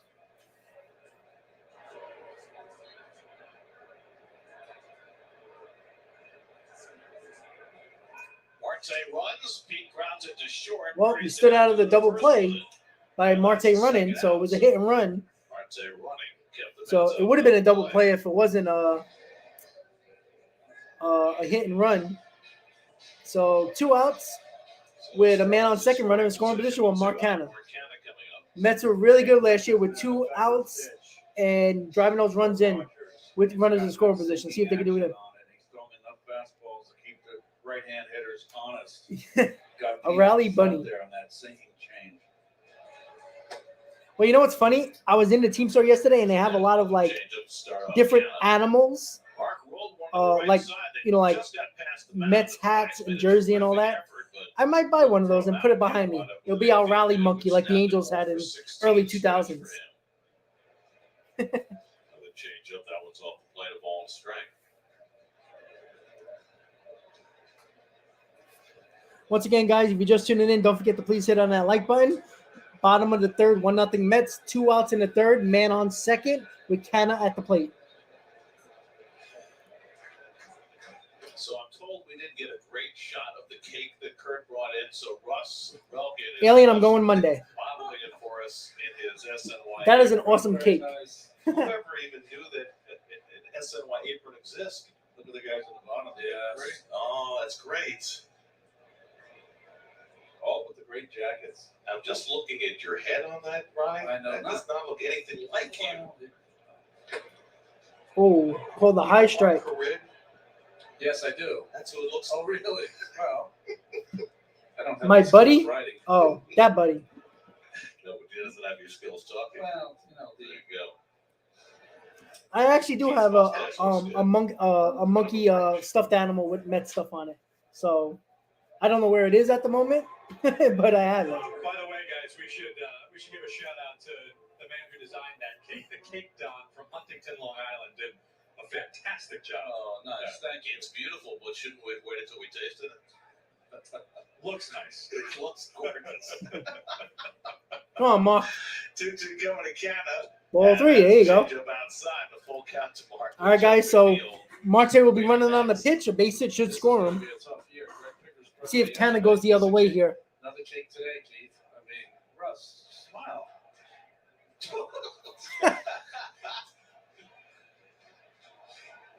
It looks like great fun. Well, once again, our fifth hitter doesn't do anything. Once again, Canha strikes out. Mets still lead 1-0 going to the top of the fourth. Peter, am I a Giants fan? No. I despise the Giants. I'm a Cowboys fan. So yes, guys. So let me get the opening day pins that I have. Let's see if we can see them in the camera. There we go. There we go. All right. Got a lot of pins here, guys. I bought all these yesterday. So here we go. Pin number 1, opening day pin, is a cool one with the Marlins mascot and Mr. Met. I don't know if you guys can see it that well, but it looks like, damn, you can't really see it. Damn. But it looks like that. Let me see. I can't see it. Damn it. Well, it looks like that if you could see it, but you can't see it. That sucks. There we go. Looks like that. That's number 1. Got the opening day 2023 with the Mets logo. I think you can see that a little bit better with the banner. Then you got the cool opening day banner with the bat that says for some reason it says March 30th with the Mets logo, but it's actually pretty cool because I couldn't get them at Marlins Park or Lone Depot Park in there, so it looks like that. Pretty cool. I also got a Mets opening day with the banner. Pretty cool. And I also got this one, which is my favorite, with Mr. Met and the Marlins and Mets logo. It says 2023 opening day. And it looks like that. So those are all my lovely opening day pins. And I will give a couple of these away. I'll probably keep 2 of them. So I'll give away 3 of them.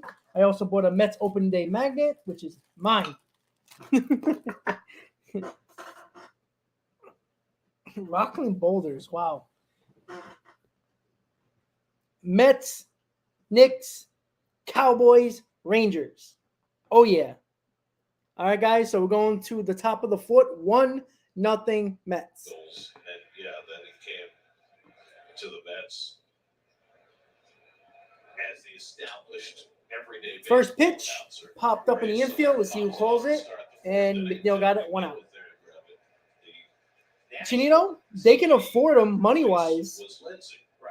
I don't see that being a problem, but I don't think we should be talking about Ohtani right now because it's not happening at the trade deadline either. Because the Mets ain't trading all those prospects for Ohtani, even if he becomes available. So I think we worry about what we're going to need at the deadline, and Ohtani's probably not going to be available. You know, Garrett, I was talking to Bob's children here yesterday when they were out to throw the first pitch, and you know, they mentioned, talking about a full circle moment. We just saw Kurt Gowdy Jr. that he had started in Major League Baseball, like you said. That is down the line. That might drop. Kurt Gowdy. Foul ball. And Kurt was the one that actually encouraged Bob to take the job in Baltimore, which ended up leading to him coming to the Mets, because the tape that got him the Mets job was the call of Roger Maris's 60th home run in 1961. He was playing against the Orioles, so Bob Murphy had that call. He was one of about 200 people that applied for the job, and he sent that tape to Joan Payson, and that's the one that she liked, and the rest is history. Wow, that was a great story. Good. 0-2 to Gene Segura with 1 out. Come on, Kodai. Time Senga going down with a fastball. Seen a lot of that. 1-2. Running down fastballs. Got Soler on another slider. First pitch slider. Oh, Boy, Jody. that is a 52-footer right there. Sometimes that forkball will stick in your fingers and not come out, and that's what the 35-foot pitch just won't come out of your fingers. 2-2 coming. He fouls off the forkball. Well, I tell you what, it's better to do that than to have it floating up there high and strike zone. Throw it high, it doesn't break. It just sits on a tee. All the way through a high one. De La Cruz got away with it. Senga, let's go. 2-2 coming. And it bounces another one. Target practice for Nito. So the way he's throwing his fork, you have to keep in the back of your mind. If he gets in any trouble in this game and there's a runner on third, Ken is probably extremely bad. for that a bit, 'cause If you don't count McNeil in the 5th spot, it's probably horrible. 3-2 coming. Ground ball, Chopper to short, waiting on that second hop Lindor. 2 outs. And throws out Segura for the Yeah, second Duvall's raking right now. out. I think we've seen But he's also playing every day, and the Mets weren't going to make him play every day. I didn't agree with that, but what are you going to do? He's not on the Mets. But you know what? If Boston's not in it and they're struggling, he might be trade bait, and the Mets could get him in the deadline if needed. That's a possibility. And that gives you more options, right? Because, you know, if you didn't trust your arm so much, you might have had to charge that ball and not wait on that second hop. I remember that day, actually. Ground ball should end the inning. Another chance for Lindor. Hops and fires. Side retired. All righty, so another nice quick inning for Kodai Senga. I believe he has, let me see if I can find it here. I don't know this new little 58 pitches through 4 innings. Nice to see. Senga, good pitch count, not great pitch. It's pretty good pitch count, actually. You know, I don't think he's gonna go. Probably, I don't worry about pitch count with him, but so far so good. So with that said, guys, the Mets got to score a little bit of runs here. Again, give a little bit of run support for Kodai Senga pitching well. They left a couple of men on base. Trevor Story. Trevor Rogers is pitching pretty well. Left a lot of men on base with the Mets right now, and that's been their problem when they haven't scored, right? And that's been the problem again. And it always seems to find the Mets with their fifth and sixth guys in the lineup with runners on base. And this is why we continue to beat that drum over and over again. We're like a broken record. This is the reason why you needed a solidified bat, either if it's high average fifth guy or a power bat. And again, Duvall is not a guy that hits for average. He's hitting 458 right now, but let's be honest, he is a 250 hitter, 240 hitter. Again, I'd rather get a guy that either provides a lot of power or gives me a 270, 280 average. Either one, because that's a guy that puts the bat on the ball. And if you have runners on, that's what you want, right? And or a guy who, if you want to bat 230, okay, but give me 30 home runs, I take that as well. I've said this over and over again. That's why Vogelbach is not a good fifth hitter for this Mets team, because he doesn't play against lefties. He doesn't hit enough home runs for my liking in the fifth spot, and he's a 220 hitter. All that does not help you, especially when twice already your fifth hitter has come up with runners on and didn't do the job. All right, McNeil leading off, ground ball. It should be a quick out. That was quick. One pitch and one out for Trevor Rogers, who certainly has looked sharper today than he did in his first. Kenny hasn't been even doing that well, but even still, I'm not looking for walks from Vogelbach. You know, if you're in the ninth inning and, you know, it's a tie ball game or you're down by one, all right, fine. You want to work the count, you want to get a walk, get on base, and then you pinch run, fine.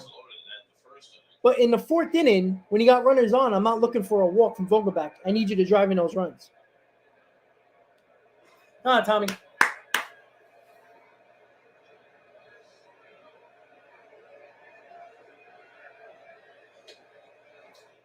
on the corner for a strike, 1-1.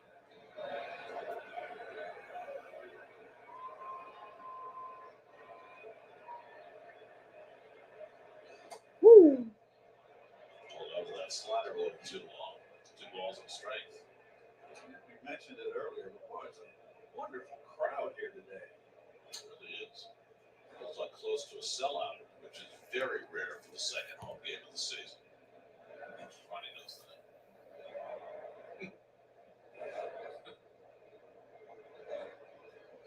Good eye. You'd say the average crowd was for the second games you pitched. About half. You know, if the opening day was 50, it would be around 25. I remember some. Yeah, listen, that's why I don't like McNeil in the. I like McNeil in the 6 hole, but there's people just coming in now in the fourth inning. Like, why? I hate that so much. Ground ball, run it out. All right, that's an error by Segura, and that's why you put the ball in play. That's why. This is why I want guys to put the ball in play. Make the fielders make the play, guys. So that's a 1-out base runner with an error from Segura at third base. This is why I like high average guys, even though Pham is not that. But I like Tommy Pham puts the ball in play. Come on. Come on, Eddie. 1 out and 1 on. Now Escobar was wrong with a hit on diving catch by Jazz Chisholm's first time up. It was noteworthy seeing Segura make that error.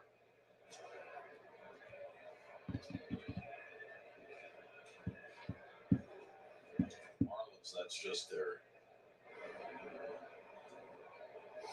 6th error of the season. And the Mets, to this point, have not yet made an error. In fact, it's the furthest the Mets have ever gone into a season without. Well, at least the Mets defense is really well. If you didn't hear that, the Mets have not made an error in the first 8 games and 4 innings so far. So that's the defense is good. Escobar ground ball should be foul. It is. Well, Keith has mentioned it many times that they're trying a lot of different players, mostly second basemen, to play different positions.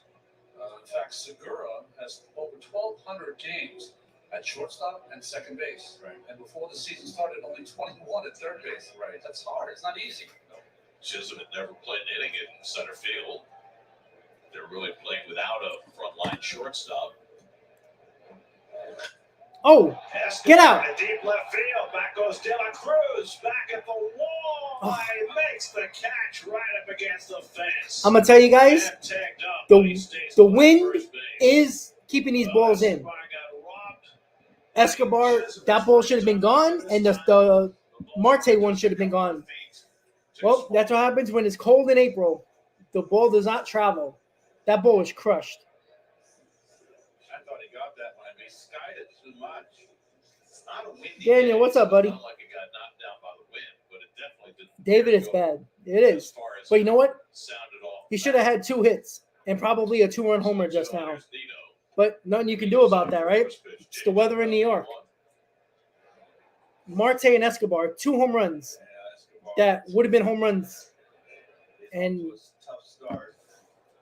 you can't do nothing about that. That'll get anybody frustrated.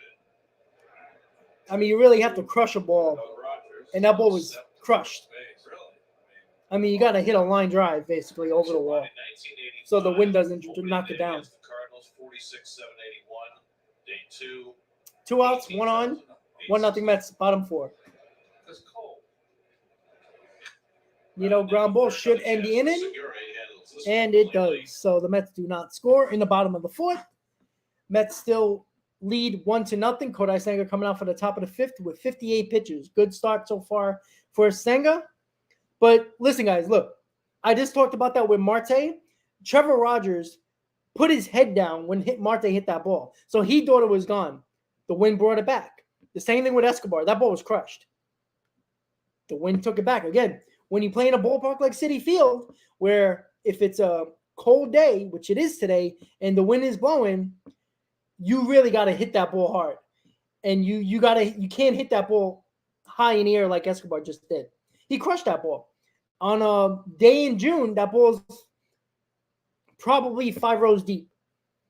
So, I mean, Escobar's unlucky now. He's starting to hit the ball a little bit better, but he's not getting no luck. You know, that's what happens when you're struggling, right? You either get base hits, you get home runs, or you get unlucky, and that's what Escobar is right now. Again, no excuse for him. He's got to be better, right? You can't, he was terrible the first 7 games. He had 2 good at-bats to start the game here. He's just been unlucky. Unfortunately, that's how it is. That's baseball, Susan, as John Sterling says. So once again, guys, don't forget to please hit on that like button. Thank you for hanging out today on this Saturday before Easter. Mets early, I guess you can call it late afternoon game, 4 o'clock start. Mets Marlins, second game of the season at Citifield. Kodai Senga's first start at Citifield has been looking good. Second time around, facing the same team within a week. Always something you wanted to see, and people talked about that a lot coming into today's game. And guess what? So far, so good. And he has, 5 strikeouts so far in the game in 4 innings? And he's got 58 pitches going into the 5th inning right now. So pitch count is good. Strikeouts look good so far. Nice to see. So let's see if Senga can continue it going and see if the Mets can score some damn runs for him. All right, here we go, guys. Mets, Marlins, 1-0, top of the 5th. Senga on the mound. DC thing. De La Cruz makes curveball for a strike. That's a new weapon. How about this one? Cherry blossoms aren't everywhere. So a posh neighborhood I was there. going to say, Hold on, Ken. I'm going to type this one. you have to be in the right place. Up where I live, the forsythia are in blue. Mine are too. It's a blaze of yellow everywhere you go. I got a couple in my backyard.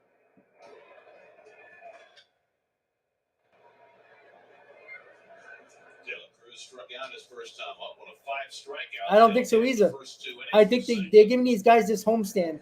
I tell you right now, don't be shocked on the West Coast. They start calling up Vogelbach. They start calling up Beatty or Vientos. All right, ground ball. Another play for Lindor. And he throws out De La Cruz. That's already the The Mets have been the best defensive team in baseball. Has not made an error. The only team that has not yet. The defense has been spectacular. Remember his first year, he had a little arm issue, and we were wondering about his arm strength, but no, he's solid all the way around at shortstop. Fundamentally sound. Nick Fortes flies Popped around up. the This should be an right. easy out. Easy over is Marte. 2 outs. 2 out. Senga rolled Ken, one wide, that is 6 in a row. Salicata last year. Pitch count. Yeah, much better, right, Jared? Than his first start.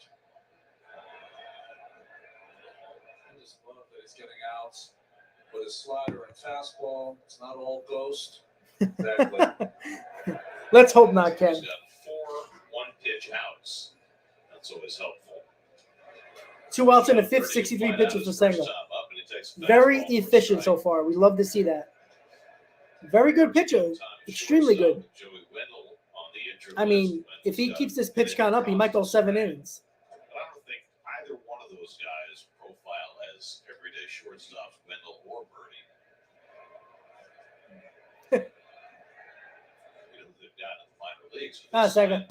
Late in spring training to a minor league deal is Jose Iglesias. And I would not be shocked if he winds up playing shortstop for them. He's a guy that was a defensive wizard earlier in his career, and his hitting has gotten better and better every year. Yeah, I mean, he's not going to give him much power, but he's hit around 300 the last few seasons. If he could rise up the middle would be a good thing.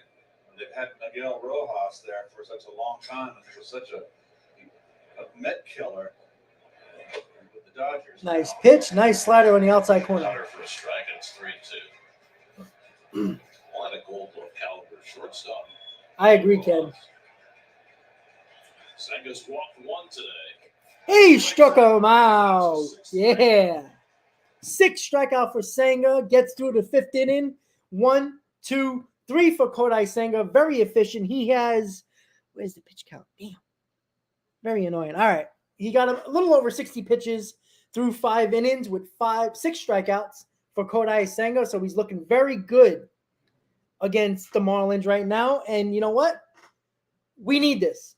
Let's be honest, guys. Like I said, we had a good start from McGill yesterday. Really good start from McGill yesterday. McGill has, a 2.3 ERA for Tyler McGill.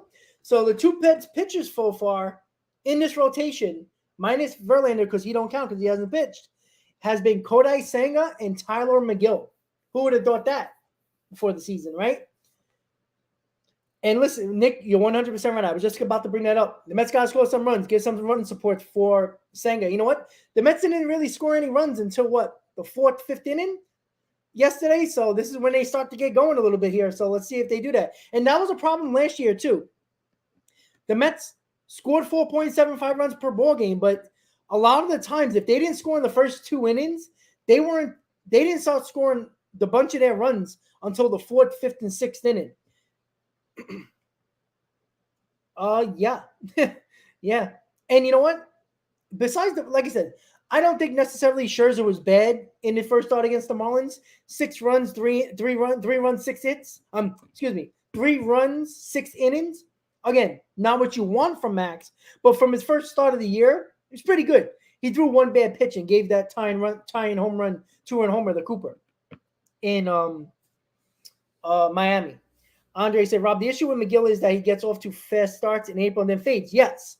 But last year, you got to remember, he's a totally different pitcher than what he was last year. Last year, he thought throwing hard was what was going to make him a good pitcher. And they're back in the game right now, so I'll get to this after the inning. Nimmo up, bottom 5th, 1-0 Mets. Says that it's been all about Kodai Senga, 5 scoreless innings. Ground ball up the middle. The Riders got out of the way. That was the right thing to do. And 1 out. Birdie throws out Nimmo 1 away. I don't know how we got out of the way of that one. I just think the ball didn't find him.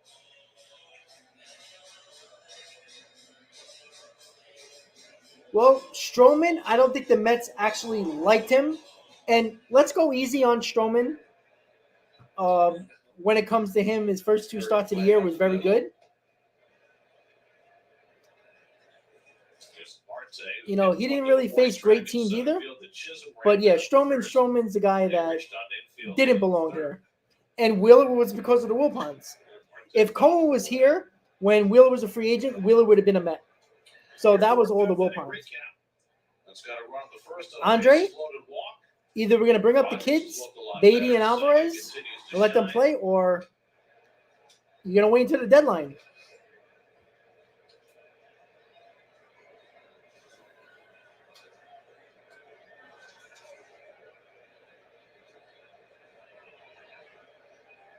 the 1-2 to Marte.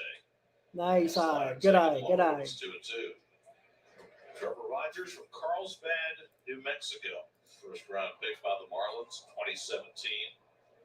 Got to the big leagues 2 years ago, and he was brilliant. Nice pitch. Marte strikes out. 2 outs. It's 5 strikeouts now for Rogers and 2 out of the 5th. Well, a pitch you don't see from him a lot. That four-seamer upstairs, just threw it right by Marte. Usually when he's gotten ahead, he's gone to the changeup. So nice sequence for him. Third time around, a little different look. 2 out for Lindor, who struck out each of his first 2 at bats. And he goes after a first pitch changeup, 0-1.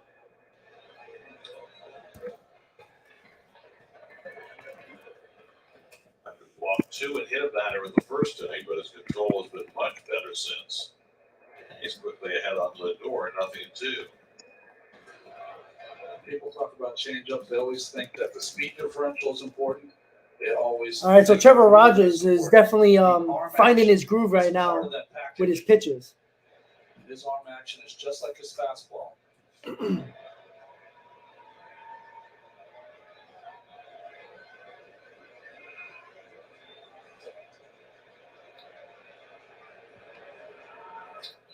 Perhaps not as superstitious as some.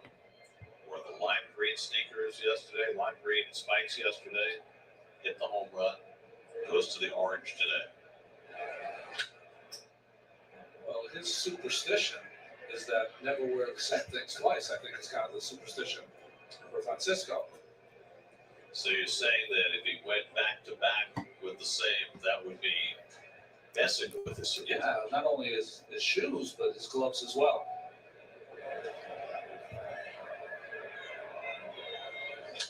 Round ball. Let's see if Lindor's going to get an infield single. Yeah. All right. Good hustle, Lindor. Listen, this is another thing the Mets did well last year. Getting on base with 2 outs with Alonso coming up. They did that a ton last year. And this is another thing that Lindor did very well last year. 2 outs. You know, you don't have a good at bat, but you find a way to get on base in front of Alonso, who can jack one under the yard. It's a big deal last year. Lindor did that a ton. All right, Pete, let's go. Alonso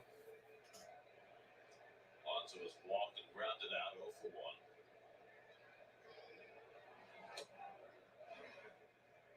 And Peter, I don't believe in jinxes, but I wasn't the one that said that. Gary Cohen did. I just repeated what he said. Spring training, he said he had too much to do to get ready for his games, so he could no longer be superstitious.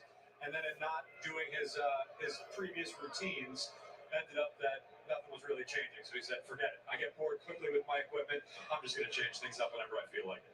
If he could dye his hair a different color every day, I think he would.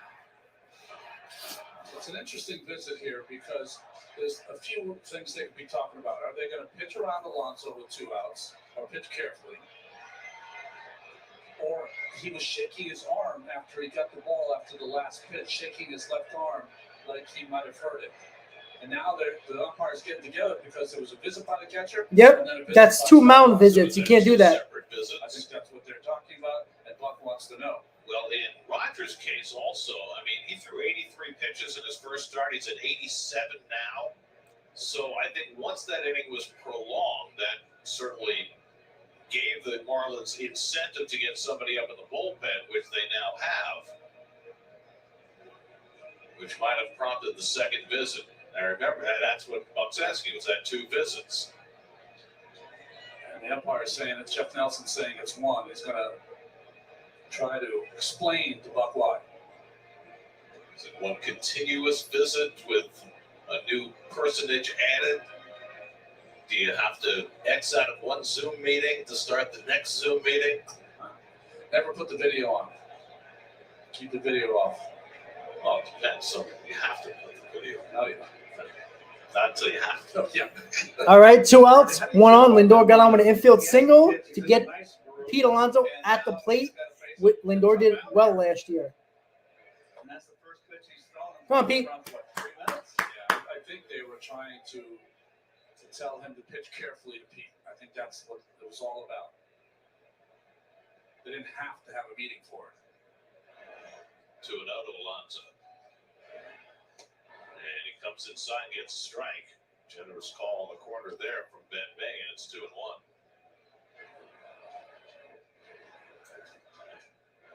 So Rogers about to throw his 90th pitch.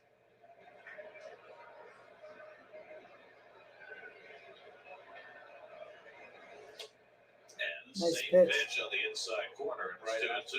Right after. Looks like Pete Alonso can't pick up that slider that he's throwing. Got rid of the beard. That was 2 pitches right in his wheelhouse. Enough of the plate. Was it high enough? That was the key. Come on, Pete. Ball 3. With the changeup, and it's 3-2. All right, Lindor will be running it on the pitch. Inside with the fastball. No, it'll be a change up down and away. I just don't think so. Probably going to be his last batter either way. Well, he did say he lost about 15 pounds. This time out.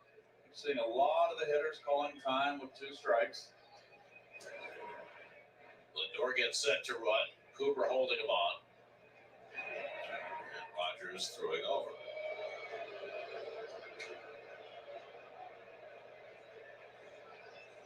I would throw over again. Right, he's going to run anyway. Right. Yeah. Why not? There you go. Good call, Ron. So the rule is if you throw over twice, if you throw over again, you have to pick a man off. But in this case, since you're running on 3-2 with 2 out, why not? Goodbye.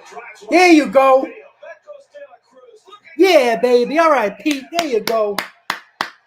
Yeah, let's go, baby.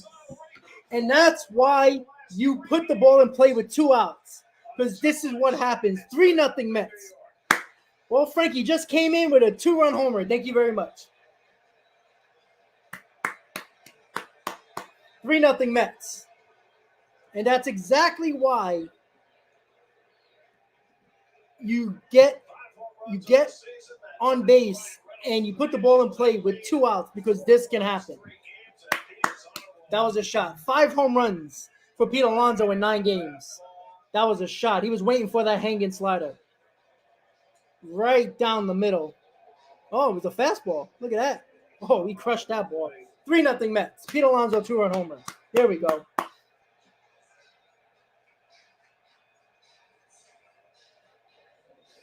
So Rogers is done after David, that's true. All right, guys. So Trevor Rogers is coming out of the game. Left the ball right over the plate, and Pete did not miss that. 3-0 Mets. And this is, again, what the Mets did well last year. And I talked about this right when Lindor got that infield single. The Mets, especially Lindor last year, and that's why he was so good last year. When there was 2 outs and you thought the inning could be over, Lindor got on base. Either it was with a walk or a base hit or an error, putting the ball in play to give a chance to Pete Alonso, because this is the area in the lineup where you can do the most damage. And this is why I keep on saying that you have to put the ball in play. This is why guys in front of Alonso, even though Lindor is not a big average guy, he is a guy that is perfect in that 3-hole, because with 2 outs, for some reason, Lindor gets a little bit more comfortable when there's nobody on base. He gets on base for Pete Alonso. And again, this is what happens when you have a 3-hitter that knows the situation. 2 outs, nobody on. You know, you would think Lindor is trying to look for a home run there. He wasn't. He was trying to put the ball in play or get on base any way he can for Alonso. And this is the result. Not every time, but that's exactly what you're supposed to do. And the Marlins in this situation did a bad job, because they could have easily pitched around Pete Alonso, because Mark Canha is behind him. He struck out twice. So that's a situation where the Marlins didn't do a good there. You know, maybe a better team would have pitched around Alonso. But in a situation in this spot here, the Mets took full advantage of the mistake. And again, good teams make the mistakes, make them pay for mistake. And that's what you're supposed to do here. And once again, guys, we're gonna beat the drum here. And Brazaban is in and Mark Canha's at the plate. 3-0 Mets, bottom of the fifth. Well, an infield hit by Lindor set the table for Alonso. Delay after the first pitch to Pete for a mound visit. And Rogers couldn't complete the at-bat. Well, David, when the Mets win ball games, that's exactly what they do. They work the pitcher, they make them the pitch count get high, and then they take advantage of it later in their with the pitch count up later in the game. And I just said this right before the inning started. What did I say? The Mets, even last year, if they don't score runs in the first 2 innings, they start scoring runs in the fourth, fifth, and sixth inning of games. And they're doing that again this year. That's like their MO.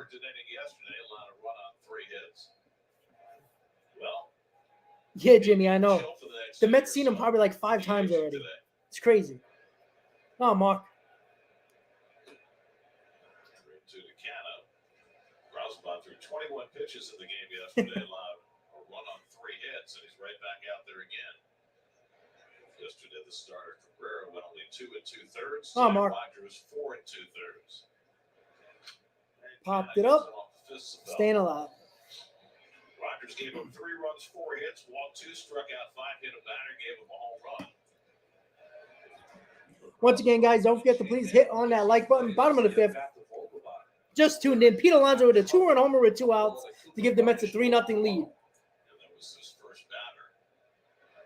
And Canha strikes out to end the inning, but not before a 2-out infield single by Francisco Lindor to give the opportunity for Pete Alonso's 5th home run of the year, 2-run homer to make the Mets lead extended to 3-0 going to the top of the 6th. Once again, guys, we talked about this. I said this right before the inning started. This year, the New York Mets, if they didn't score in the first 2 innings of a ball game, they've been scoring the bunch of their runs in the 4 through 6 innings. They've scored a ton of runs. And if you look at last year, if they did not score in the first 2 innings last year, they scored a lot of their runs between 4 through 7 innings. The 4th inning through the 7th inning. That's where they scored the majority of their runs.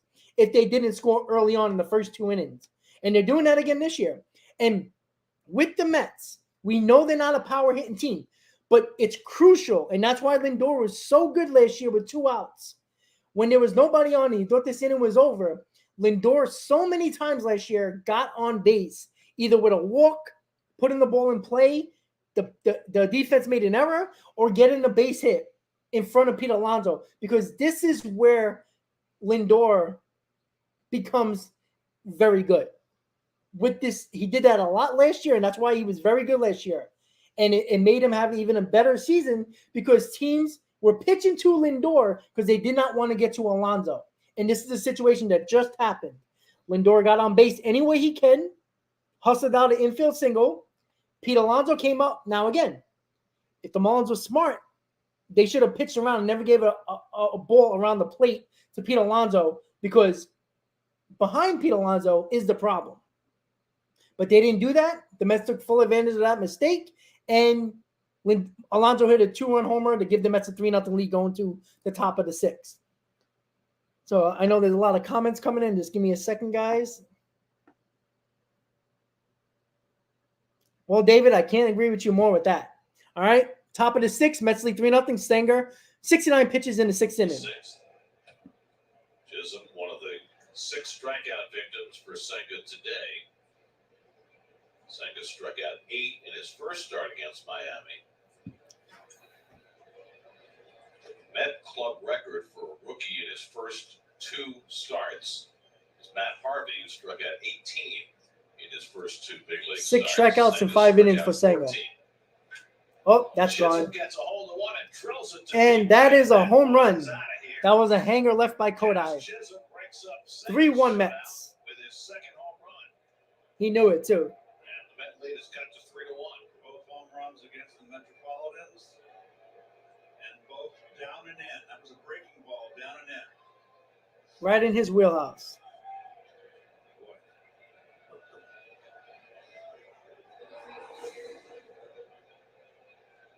Stays on back foot. Perfect balance. Ball down. Those left-handers. Is the slider? Not much. I don't understand why people throw Chisholm breaking balls. The guy has a very long swing, Cooper swings through and he can't catch up to the fastballs on the outside corner or up.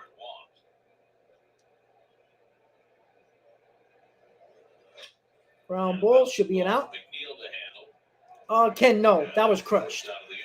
And again, if you want to hit a ball out of Citifield, go to right field.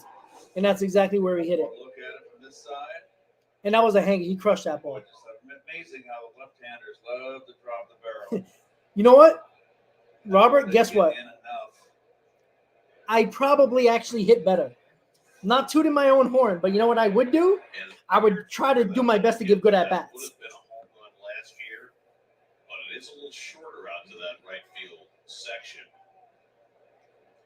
The official measurement, I'm told, 8 feet 8 inches shorter than it was last year. And yeah, that's another thing, guys. Right field, because of that new club, is 8 feet 8 inches closer See that? the wall this year than to last year.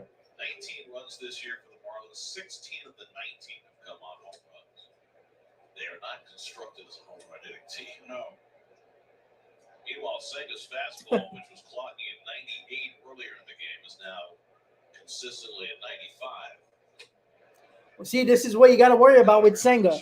They just talked about it. He was throwing 97, 98. Now he's throwing 95, 96. Again, innings is the problem, not the pitch count. He struggled a little bit trying to get to past the 6th inning with Senga in the Marlins game in Miami. And this is where he seems like he's losing a little bit of energy here. And he walked him. This is where he struggled last game in the 6th inning. So this seems to be his spot right here where he starts to wear down a little bit. And that's what you worry about with Senga. Mets and the Phillies down the turnpike. This is the only run of the game so far. Top of the first inning, Spencer Steer. Phillies having some trouble with the Reds, huh? And 38 feet to straightaway. You know, everybody wants to say about the Phillies offense, they don't score a lot of runs. Here's Jorge Soler tying right at the plate, and he takes a strike. Well, he does now. They just showed him going to the phone. 0 for 2. See what the Tampa Bay Rays are doing. Rays are 7-0.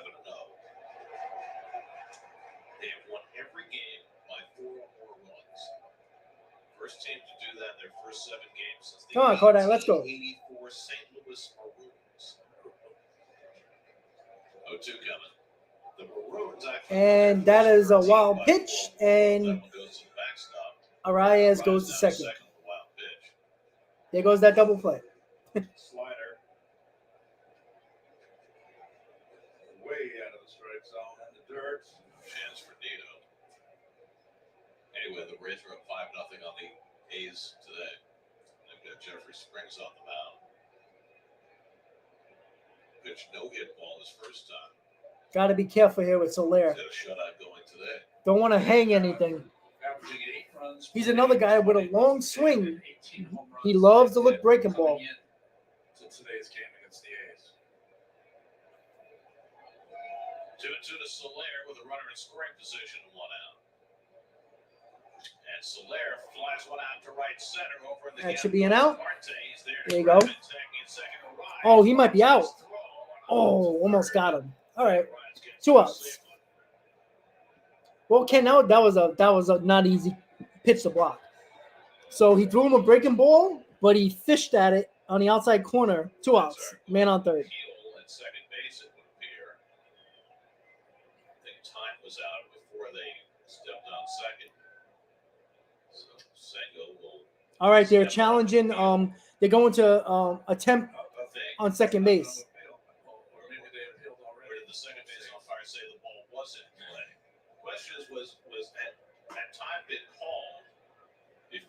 Citifield stepped on second base.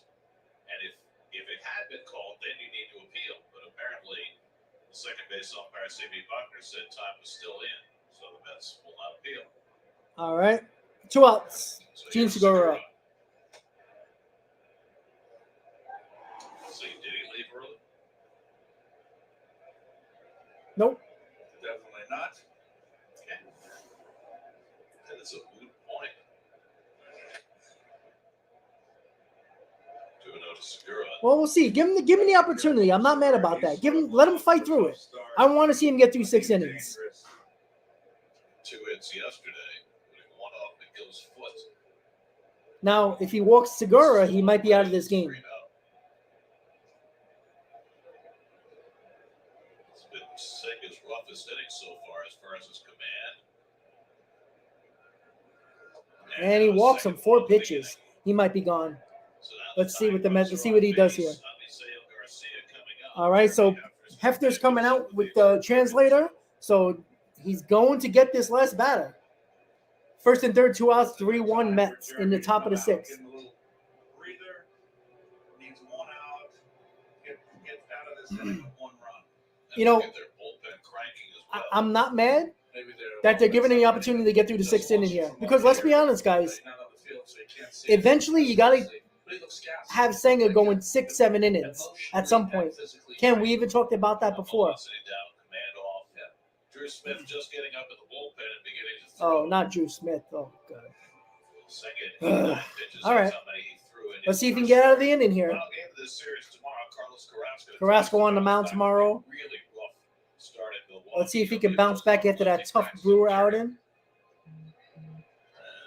that's tomorrow against the Marlins. 140 start. John Drew's not ready yet, so. No, he just got up as Jeremy went to the mound. So a big batter for Senga with the tying So runs Buck's on giving base. Senga the opportunity to face Garcia here. The chance to get out of the inning. Let's see what he can do. 25 to start the season. Rise at third, Segura at first with 2 down. And a first pitch breaking. All ball, right. and down to Escobar. Good job. There you go. There you go. A little bit of trust in Kodai Senga from Buck, and he gets out of the inning. 6 great innings. Really good innings for Kodai Senga. He will be done. 6 innings, 1 run.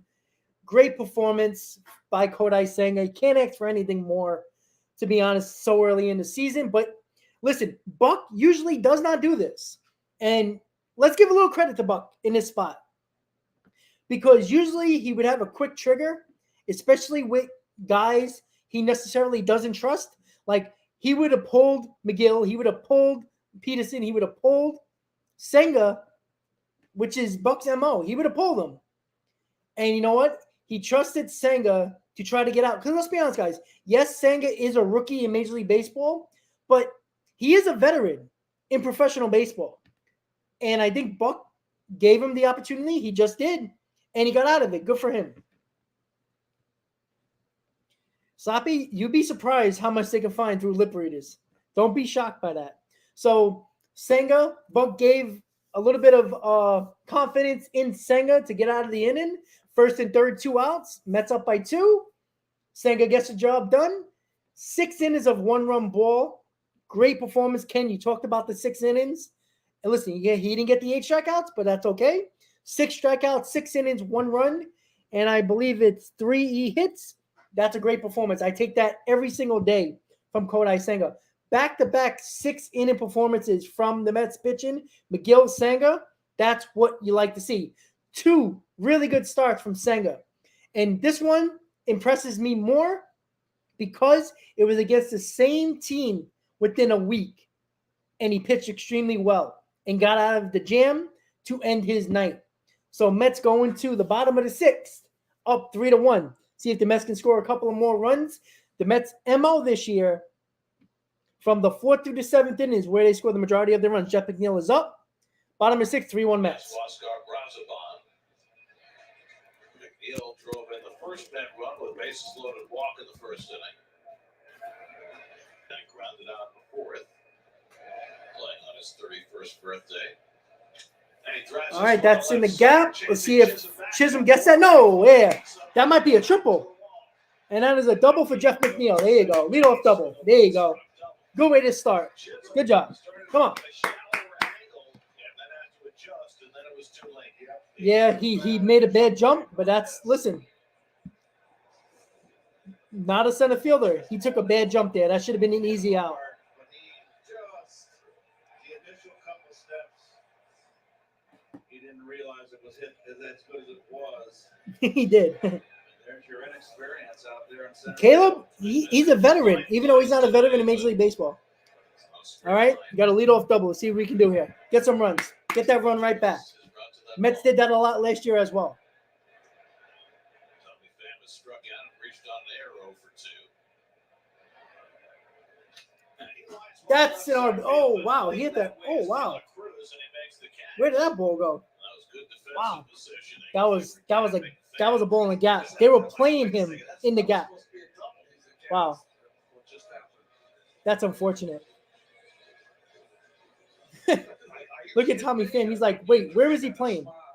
So Dela Cruz was playing in the gap in left field, like literally in the gap. Serious player. That sucks. That should have been a double right there. That should have been a RBI double. But Escobar's getting an opportunity with a man in scoring position. 3-1 Mets, bottom 6. Come on, Eddie. Yeah, well, as far as what we can say on television. I don't say anything once, Jerry. It's live TV. Well, Kodai Senga done for the day after 6 terrific innings. He allowed a run on 3 hits. Late swing by Escobar, who is not got much. I am not from today. Pelham. Diving catch by Chisholm in Come on, Eddie, let's go. second. They won the Get that one RBI. that was called in the 4th. Escobar has put 2 good quality at bats together in this game. It's nice to see. But it's got to have some production here. RBI right there waiting for him at second base with less than 2 outs. And in line for his second win. Escobar flies Oh, that might be gone. Back goes De La Cruz, back at the wall. Yeah, home run. All right, Eddie, there you go. All right. 2-run homer by Escobar. There we go. That's how you come back right after you give up a run. 5-1 Mets. There we go. Let's go, baby. Maybe they get Escobar going there. Opposite field, 2-run homer. 3 quality at-bats for Escobar. Got robbed on 2 hits and now gets a 2-run homer. Finally, Escobar does something 9 games into the season. If Escobar starts going, guys, this lineup is going to be very, very good right now. And once again, for all the naysayers with this offense, the New York Mets, in 9 games, 6 out of the 9 have scored 5 runs or more.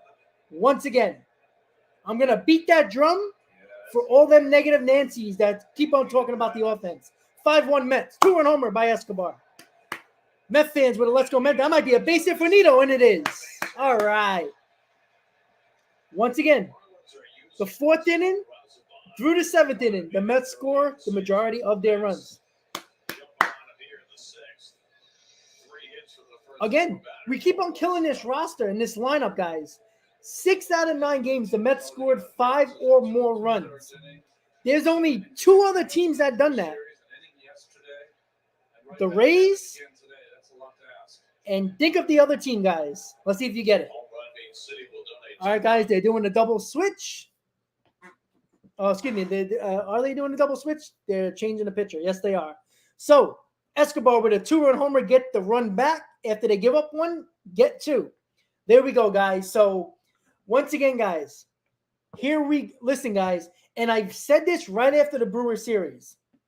It was only 6 games, but 4 out of the 6 games after the Brewers series, the 4 out of 7, the Mets score 5 or more runs. Now, in 9 games, 6 out of those 9, they scored 5 or more runs. Sooner or later, you have to realize this lineup is not as bad.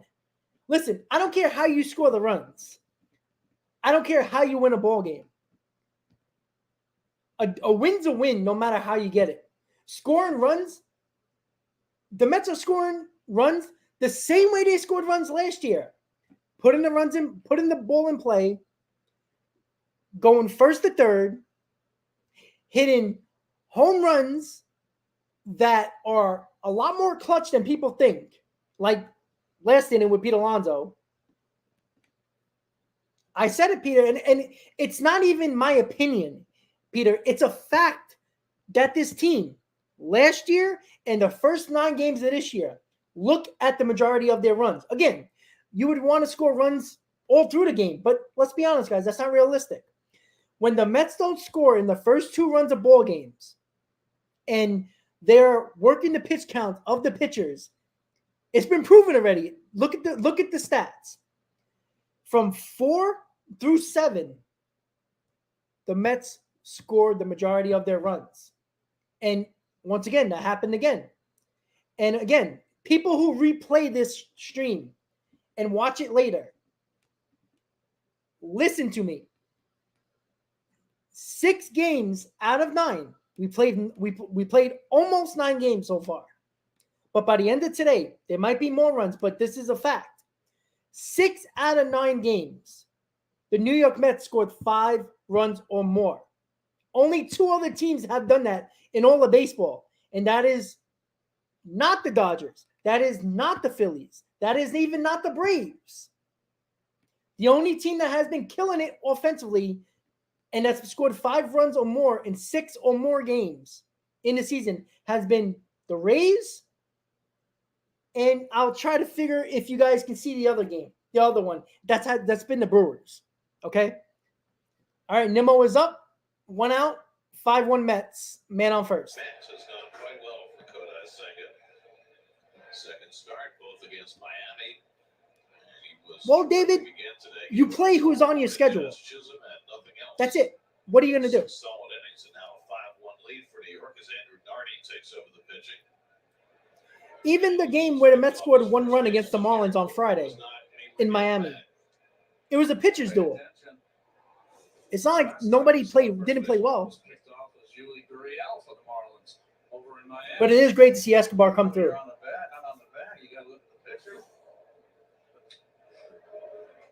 You know, David, you killed this team last year, but they were. This is what this team was all year. Again, August and September are not here yet. Worry about April. When you get to August, then we talk about what's happening then. Because it's not fair to procrastinate into August now. It's not fair. You know, you can look after the fact and say they weren't good last year in September. They weren't. No excuse. But don't cause issues now or say that they need to do it in August and September. Of course they do. But they're not at that point yet. Once they get there, then you can critique them. But critique them in April right now because that's what matters. I think he does, Todd. I think he'll figure it out. Come on, Brandon.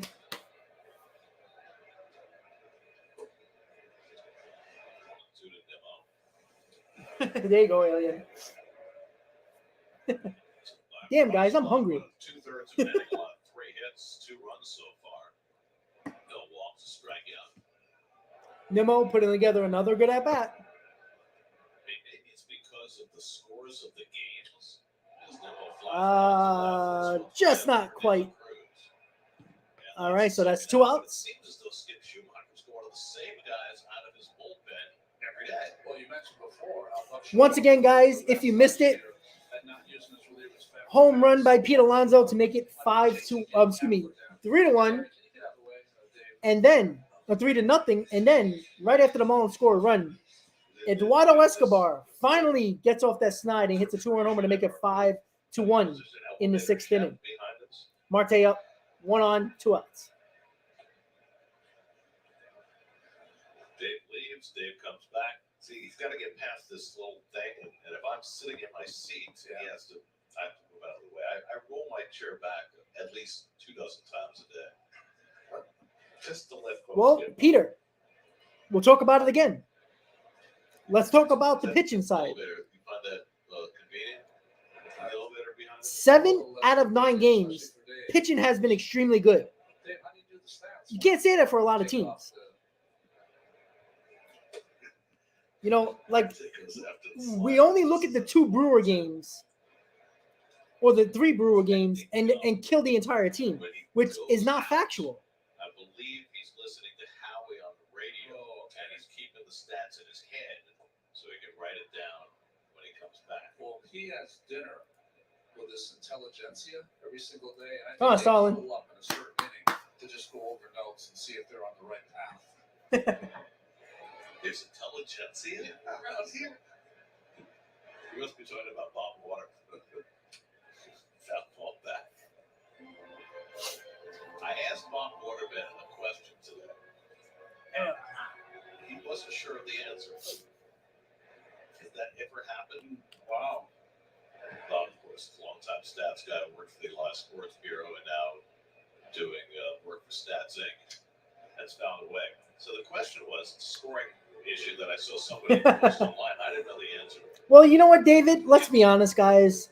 When Salicata said that, a lot of us believed that when we were 10 games up. Like when we were getting closer and closer, I mean, it was hard to fathom that we would have lost the division. It just happened, and that's unfortunate, but we all thought it. He just said it. Let's be honest. So that there would have been an automatic out. Andre, because that's what Peterson is. We're giving Peter, we're putting Peterson on this pedestal. Until he figures out his walks, he's never going to be a very good pitcher, and that's the problem with Peterson. It's a legitimate question. Seventh pitch coming to Marte, and he fouls it off. Kind of like when they replaced the runner on a fielder's choice for the starting pitcher or any pitcher who's left the ball game. Still his responsibility. Again, David, that is 2 games out of 9. You keep on focusing in on that, but what about the other 7 games? It's not fair to just to look at those 2 games. You're not looking at the other 9. This is why I have a problem with you, David, and that's the problem. You look at those 2 games out of 9, where the Mets in those other games played well. That's not fair. I can name every team in baseball that had 2 bad games. 3-2 coming, and he fouls off another one. And Marte's putting a great at bat together. Hasn't got a put away pitch against Marte. Peter, that's true. Good at bat. Marte an infield hit in 3 at bats today. Lindor would be next. Pitch number 11 to Marte, and it's All right, nice at bat by Marte. First and second, 2 outs. Lindor coming up. And the Mets have 2 men on for Lindor. Let's check out today's high-speed hitting, brought to you by Spectrum. No, David, I agree. But let's be honest. Home runs outstripped Nobody by thought the Mets were going to lose that division. Sal just said it, and he has a platform to say it to a lot of people. The one he hit right up the middle, past Senga.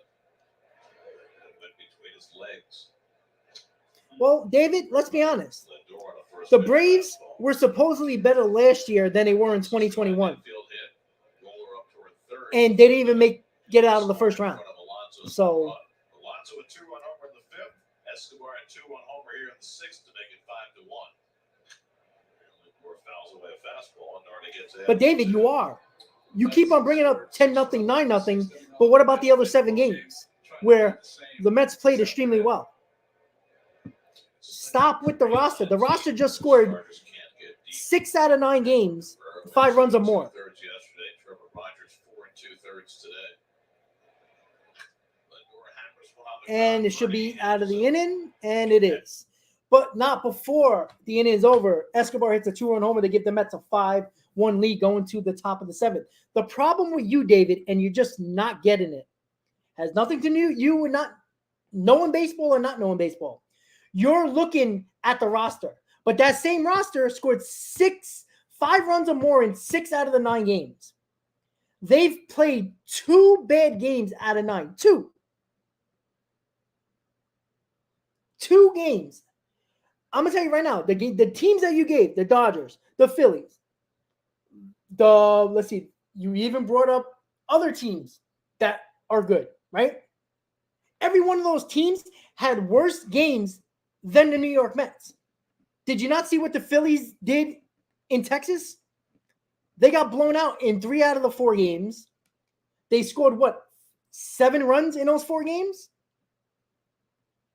Come on, you're looking into that. But it doesn't matter. The Phillies are struggling against the Reds. It doesn't matter if it's against one team. You play who's on your schedule. That's it. I'm sorry. Do we discount the Braves for facing 3 games against the Nationals? Do we not count those games, or do we do? Right? You count the games in September when the Mets couldn't beat anybody that were bad in September. David, who cares? David, I'm blocking you. I'm sorry. This is getting stupid now because you're acting the way these type of fans do. I'm sorry. I'm blocking you right now because this is you're being ignorant right now. You're being unimaginably idiotic at this point. You really are. Because who cares if it's against the Marlins? So do you discount all the games the Braves played against bad teams in September? We don't count that though, right? That doesn't count. So if the Braves beat bad teams, they're the best team in baseball. But when the Mets beat bad teams, which you are supposed to do as a good team, you're supposed to beat the bad teams. And you're supposed to beat them handily. If you don't do that, you're not making the playoffs. So stop it, David. I'm sorry. Get out of here with that crap. You play the teams on your schedule. That's it. You see Chris Siegel, we mentioned it yesterday, take a rubber band off his left arm and put it onto his right arm. And we... Caleb, but this is the problem. I let people go at some point. I really do. I give them a lot of leash, a long leash. But when you continue to bash a team that is 5-4, that have been better than teams that he's mentioned, it doesn't matter who they play. Something like a wild. They had 2 bad games out of 9. That's it. It doesn't matter if it's against the Marlins. Then discount the Phillies if they beat the Reds. Discount the Braves if they beat the Nationals. Right? The Braves all year last year couldn't beat good teams that were 500 or better. They beat a ton of bad teams to get to their 101 wins. Do we discount that? No. You play who's on your schedule. David, I'm sorry. I can't. Sorry. When he's on one of the bases, he verbalizes it after every single pitch. So he'll say to himself out loud, 1 ball, 2 strikes, 1 disengagement. I just don't get it. Like, if the Mets were losing to the Marlins, then we can start killing this team. But good teams beat bad teams. That's how you get to those 100 wins. You're supposed to beat these teams. Because if you were losing those teams, we would be complaining. Don't complain when you're beating the bad teams because that's what you're supposed to do. That's what the Braves did all of last year. almost 75 of their wins came on bad team victories. Just so you know. What does that mean? Nothing. That's what you're supposed to do. What I found interesting about that double he gave up, Jesus. Come on, David. I always think that's, I give you a long leash, but don't keep on bringing up the same stuff when it does not matter. It's a good pitch, but you don't ever want to get beat with maybe your third pitch. Jesus. Come on, Drew. A lot of fastballs to De La Cruz. Well, he's a free swinger. Well, Caleb, that exactly. Like, I have no problem with people critiquing the team, but there is no merit to critiquing this team badly because they beat the Marlins. What are they supposed to do? Lose? I just don't get it. They beat the Marlins handily in almost every game so far. That's what you're supposed to do. I just don't get it. And I'm telling you right now, if the Mets find a way to win 2 out of 3 against the Padres in the next series, David would find something to complain about in that third game that they lose. I just don't get it. I'm sorry, David. You're killing me here. So Senga struck out 6 in his 6 innings. That left him with 14 Peter, strikeouts. I'm half Irish too, so you know. Tied for third best by a Mets rookie in his first two starts. We mentioned Matt. Come on, Harvey Drew, had let's go. 18 Stop in his walking first these guys. two You got a 4-run games. lead. First game in Arizona in 2012. He tied Steven Matz for third. Matz had 14 strikeouts in his first two starts. Second on the list was my first real Mets hero, Mike, thank you. Mike, Dennis Reimann. fucking thank you. In 1964. And David, Reimann struck you're out probably 15 still in his here, first two even though I starts. blocked you. Mike just proved the point right here. Fastball there, Fortes. The A's, the Rays has played the Tigers, Nats, and Oakland. So the Rays are not a good team? So none of those wins should count for the Rays because they played 3 of the worst teams in baseball. Come on, Drew.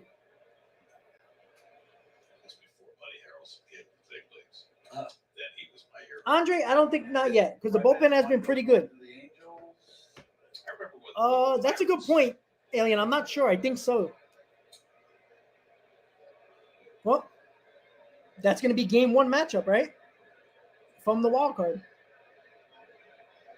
Come on, Drew. Popped it up. Oh, that's going to drop. Come on, Brandon, get there. There you go. Good job. I think it is Scherzer and Darvish. Yep, exactly who it is. Scherzer, Darvish, game 1. And I'm going to that game. Come on, Drew. Once again, guys, if you just tune in, please hit on that like button. Mets got a 5-1 lead in the top of the 7th. And Kodai Senga 6 strong innings with 1-run ball from a Jazz Chisholm solo home run. John Birdie up with 1 out, top of the 7th. Drew Smith on the mound.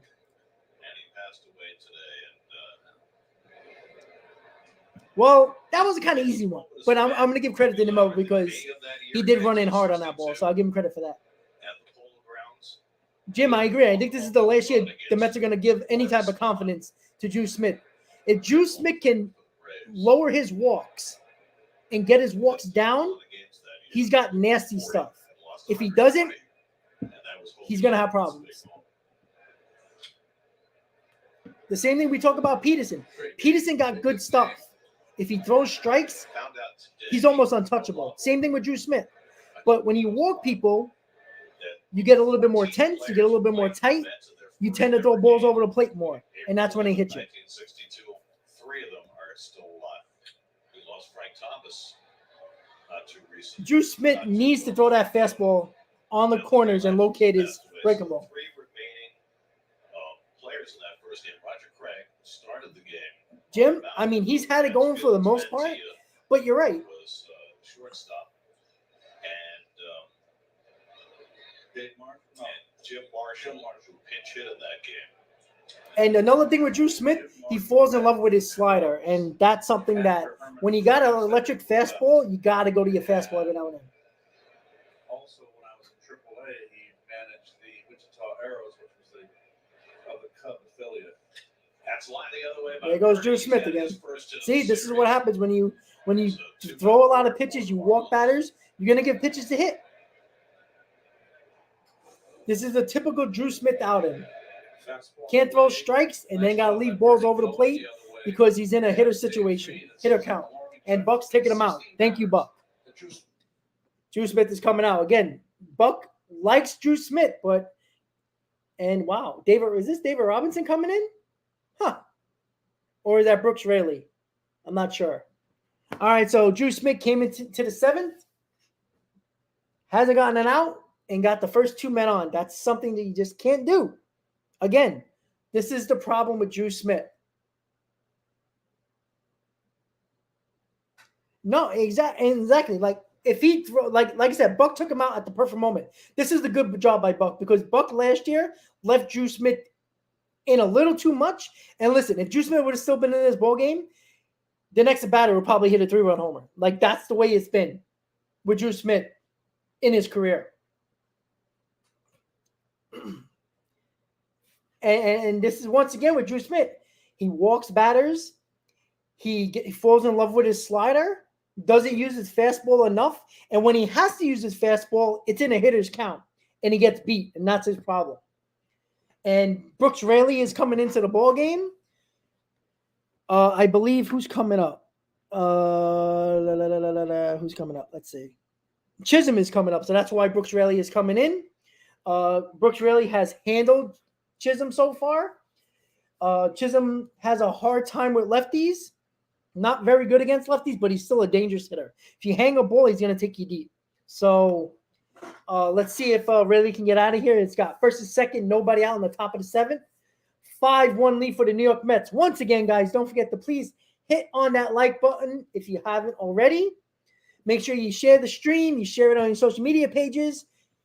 And thank you for hanging out on this Saturday before Easter for the New York Mets and the Marlins Game 2 at Citifield. First start for the season at Citifield for Kodai Senga. Looking good. 6 innings, 1 run. Take that every day of the week. And Jim, this is the first time Buck figured this out with Drew Smith because he used to leave him in way too long. So I like this move by Buck. He had somebody ready, waiting while Drew Smith came into the game. So that was a good job by Buck there. You know, Buck is kind of iffy with the bullpen sometimes. I kill him sometimes with the bullpen. See if Brooks Raley can get out of this here. Sorry, there is one out. Excuse me. That's very strange. Very handsome. Look at the tie. Look at you. That's when you're, become a Hall of Famer. Come on, Brooks. You got to throw strikes. Let's go. So it's a little much. yeah. I'm surprised it hasn't been defaced. I'm sure somebody would paint a mustache on it if they were really thinking about it. 2-0 to Jazz Chisholm as Brooks Raley takes over with 2 men aboard. That's holding on to a 5-1 lead. Chisholm homered for the only Marlins run, and he fouls off the slider from Raley. Maybe Banksy will be fired.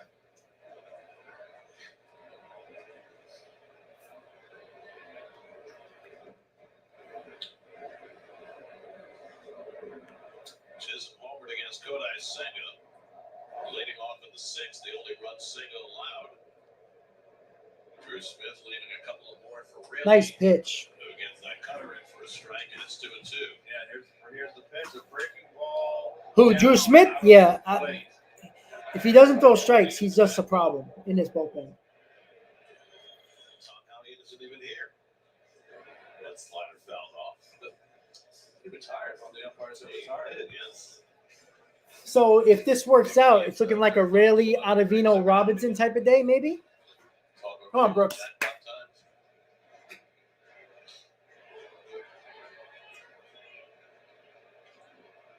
Ask for time. There goes a rubber band. Oh, he just puts it right up to his thumb. He doesn't change hands with it. Whatever works.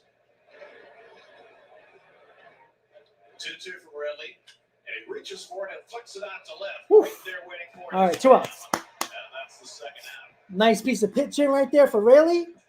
Got him off balance and made him fly out to left. 2 outs. Fly to left, 2 away. And now Garrett Cooper will step in. John Curtis, next man up in the Mets bullpen.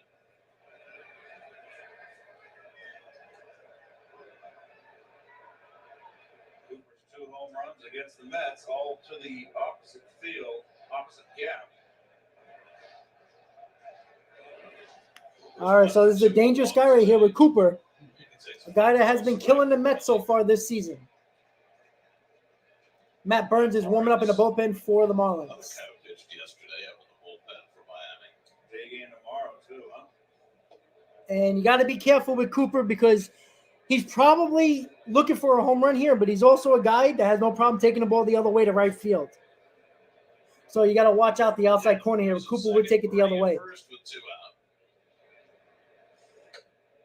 And the cutter runs up and in, and it's 2-1 to Cooper. Come on, Brooks.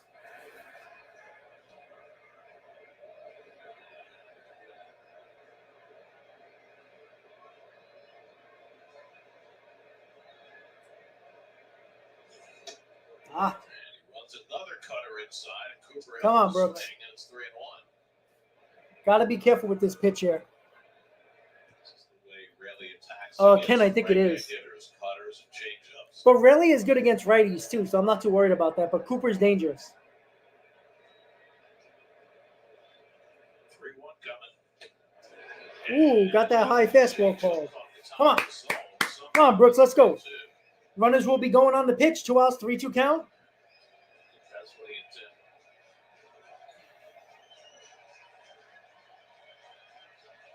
3-2 coming to Cooper.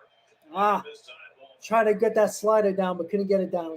Bases loaded, 2 outs. bases are loaded, and Luis Arias will come One of the to best plate. hitters in the game, Luis Arias, Strikeout is coming up to the plate. Brooks really got him earlier this year. Fastball got him. Really has controlled him pretty well. So let's see if he can get out of this here. Fastball up in the strike zone. Big spot here.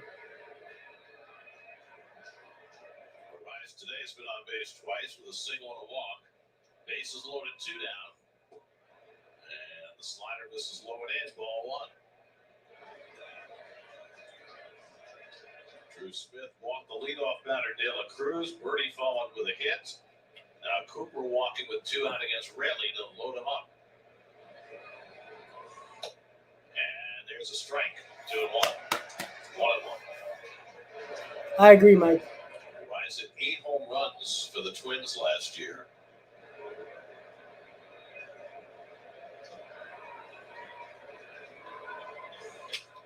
That one into right field for a base hit. That'll chase in De La Cruz. Birdie will be held Damn. at third as Marte gets it in. It goes Oh, over no. Alonso's glove, but Birdie Okay. Oof. cannot Damn continue toward home. 5-2 So it's an Mets. RBI single for Arias. Freaking guy just keeps hitting, Because the man. Mets lead to 5-2. Jesus. And Buck is coming out. Runs are on base for Jorge Soler. Buck's going to make another pitching change. Yep. And Bray Curtis in the game. to Not a face bad the pitch batter. either. Inside corner. He just pulled his arms in. Base hit. That was a good piece of hitting there. Wasn't a bad pitch, but that's what happens when you walk batters. You can't. This is what happens. You walk batters. You know, you put yourself in positions like this. So 5-2 Mets. Still bases loaded with 2 outs. I'm not sure who is warming up for the Mets, but Mets used 2 pitches in this inning, and yeah. All right, guys. So Mets got a 3-run lead, but it's a little bit dangerous here. A little bit on the ropes here. Bases loaded, 2 outs. Exactly, Mike. Again, he's a great hitter. Again, that wasn't a bad pitch. That was one of the pitches John Curtis is coming in, yes. He's one of those hitters that, you know, you could throw a good pitch and he makes you pay. Well, Andre, he's an everybody killer. He just hits. He hit all year. Like, you know, McNeil's going to have a hard time winning the batting title with this guy in the National League. So, John Curtis is coming in for the Mets. Bases loaded, 2 outs, 5-2 Mets. But, yeah, I mean, listen, you know, Drew Smith started the inning, and he caused problems. Rarely got 1 out. Coming in, getting Chisholm out, and he walked Cooper, which he was being very, very, you know, calm with and not trying to give in anything. But again, you know, I would have went after Cooper because a home run there doesn't tie the ball game up. It makes it 5-4. You know, especially with Arias right behind him, that's something that you just can't do. You can't walk batters. And I would have went after Cooper there and took my chances with Cooper because of the fact that that home run there would have been a 5-4 ball game if he hit that home run. So John Curtis is in the game. Bases loaded, 2 outs, Mets lead 5-2. With who's coming up? Jorge Soler is up for the Marlins. Champion in the American League last year, but he didn't hit 545. That's what he's hitting against the Mets. Here's Soler, and he takes pitch outside for ball 1. Soler's 0 for 3. Birdie at third, Cooper at second, Arias at first with 2 out. Come on, John. And Soler Popped it up. behind first. Come on, Pete. McNeil got it? Yes. All right, good job. All right, John, 2 pitches, and he got the out. So the Mets get out of big-time trouble here. Only giving up a run, and I think it will take that every day of the week. But once again, Drew Smith starting off an inning. Well, Alan, I mean, let's be honest. I mean, Lugo was really good for us. I'm not going to lie about that. But, again, we got enough guys in this bullpen to do the job, all right? Listen, the only one that pitched bad was Drew Smith. right now. So, and again, this is a guy that you have to count on right now because of the fact with the Diaz injury, everybody gets moved up. And you were counting on Drew Smith. But again, once again, Drew Smith, if he doesn't throw strikes, he starts the inning. This is why Drew Smith doesn't come in with people on base, because of the fact he's not trusted throwing strikes. Bringing him into a clean inning is where Buck is giving him a little bit of trust. Look, give credit to Buck in this inning because of the fact that, all right, I had no problem. 5-1 lead. Give Drew Smith a clean inning. See what he got. But as soon as he walked 2 batters, as soon as he gave up the two runners on, Buck had somebody ready to go. That's something that Buck has not done with Drew Smith, including last year and early this year. So, hey, like I said, guys, good way of working the bullpen with Buck. I had no problem with Drew Smith coming in the 7th with a 4-run lead, but he had a short leash, and that's something that you have to do with Drew Smith right now. All right, Rayleigh came in, got the first out, walked Cooper, took him out for Curtis. 2 pitches, got out of the inning. There we go.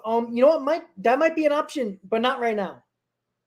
The reason why Aaron Loop was because of the fact that the Mets weren't willing to give him $10 million a year. And let's be honest, Loop didn't have a good season last year. So we're going to the bottom of the 7th. Mets lead 5-2. See if the Mets score a couple of more runs here. Get a couple more runs on the board and make this a little nice start to our homestand with the first 2 games of the series and win the second series of the year for the Mets. 2 out of 3. That's what we're looking for. Pete Alonso coming up, leading off the inning. 5-2 Mets, bottom of the 7th. Hit on that like button, guys. 7th against Matt Barnes. Beat a 2-run homer his last time up, his 4th in the last 3 games, and he takes up an in for Barnes for ball 1. We didn't get time to talk about it as you look at Barnes. Oh, and by the way, guys, check the Phillies score, by the way. For everybody that loves this lineup, they're not scoring runs. And I don't care if they're missing Harper or Hoskins. With that lineup still, they should be scoring a lot of runs. Yeah, but we only gave up 2. We still got out of it, But exactly, Alan. Walking guys is a problem. And Drew Smith has been the only one. Sorry, SNY kind of froze.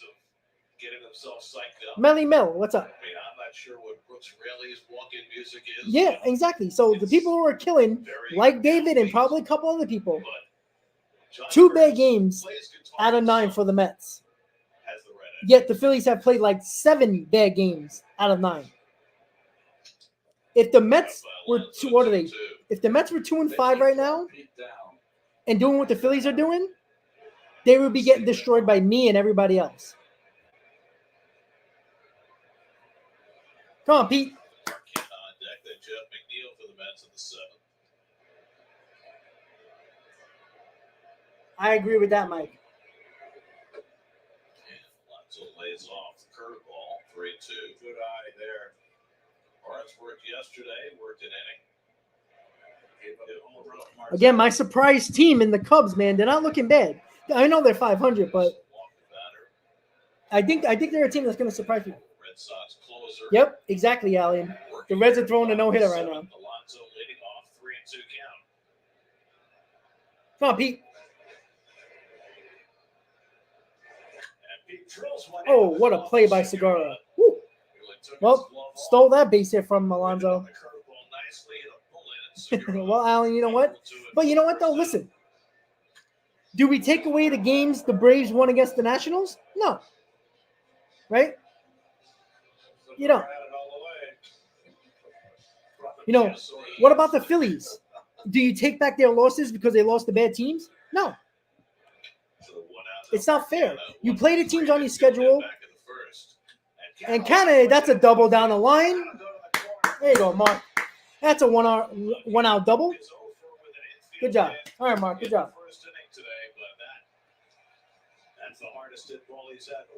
I agree, Todd. That's why nobody talks about it.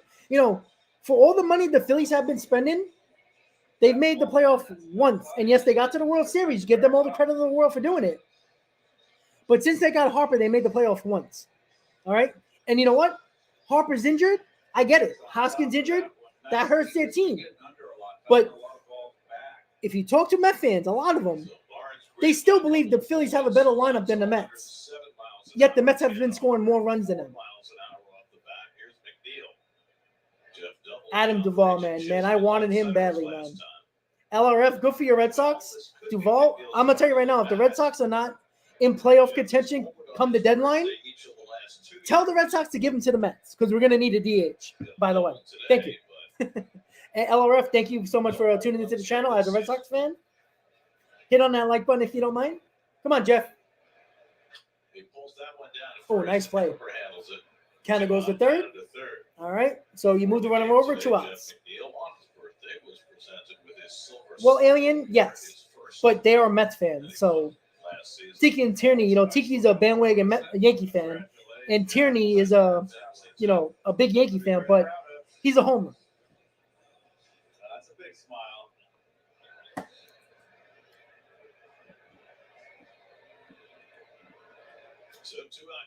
All right, Tommy Pham has an RBI at third with 2 outs.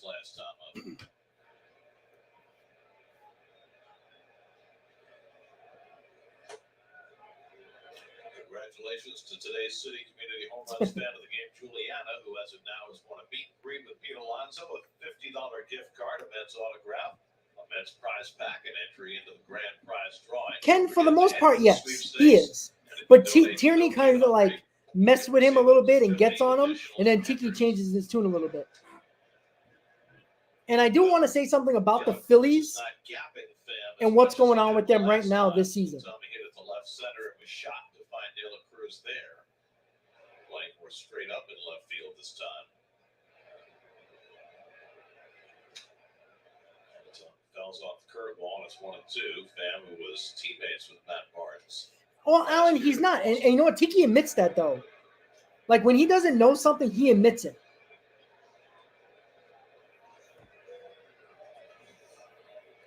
Come on, Tommy. 2 out RBI right there. Down the line of third. Pham takes a fastball up and in, 2-2. Pham's got a home run and 3 career at-bats against Barnes. The Reds are looking up to put some more runs on in the top of the ninth here. Come on, Tommy.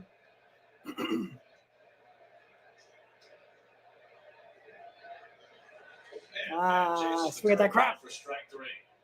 All right, so the Mets do not score. 5-2, going to the top of the 8th. And I wanted to say something regard to the Phillies. All right. If the Phillies didn't have that run last year in the playoffs, right?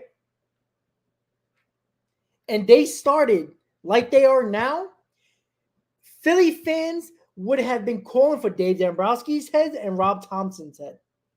You know why? Because of the fact that they had that run last year, which you give them all the credit in the world. But guess what? The Phillies are playing just early on. It's early. It's only 9 games, or 8 games for them. Not going crazy. And I don't want to make Philly fans jump all over my channel and start going crazy. But they started, now this is a week into the season, very similar to what they started last year. And this is with a team that just added Turner. And again, I'm not saying that Rhys Hoskins and Harper wouldn't matter. Probably might have got him another win or two. Maybe. But they still have a lineup that some people, even Philly fans and some Met fans, claim to have a better lineup than the New York Mets at this current moment. Even with the injuries. And I was told this by Philly fans. So I'm not making this up. Just so you know. Right? You guys know I'm very fair when it comes to my team and other teams in the NL East. I try to keep my bias out of this. Right? The Phillies look bad. And again, their offense will probably start going, no doubt about it. They're a good offensive team, but they're not right now. Right? If you want to critique the Mets for 2 games out of 9, you can critique the Phillies for almost 6 games out of 7. And the Reds just scored 2-0. So, and they're looking for the no-hitter in the bottom. So the Mets, again, listen, I never said the Braves or the Phillies are a bad team, but now matters. And again, if the Phillies didn't go on that run, they would have been calling for Dave Dombrowski's head, who spent a ton of money. He spent a lot of money over the last couple of years. Mike, I don't know about that, but I mean, but again, listen, I don't like to make excuses for injuries. I don't do it for the Mets. But Philly fans are going to bring up Hoskins and Harper. But they won't bring up when the Mets didn't have Scherzer and DeGrom for 12 weeks last year. That could have made the difference between 3 or 4 more wins. Just saying. You can't make excuses for one team and not the other. Come on, John. Top of the 8th, 5-2 Mets. By the way, John Curtis is still in the game. And I'll be right back, guys. Granted, the base is loaded. Segura is over 2 and a walk today. And he turns that one foul. What I would understand is if Curtis had the pitch come in the last inning, why would it stop working in this inning? I don't know that.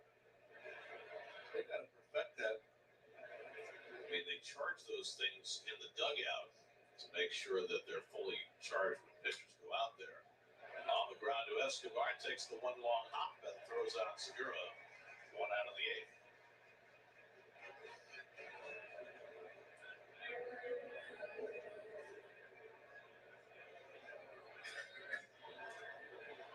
Now, Amocio Garcia came up with runners at the corners in 2 out of the 6th. And what at the time was a 3-1 game. And swung at a first pitch breaking ball and grounded out. That's the last pitch Kodai Senga threw. Senga threw 90 pitches over 6 innings, allowed a run on 3 hits. Alien, they already said it. They're out playing Alvarez tomorrow. All right, so go 1 out.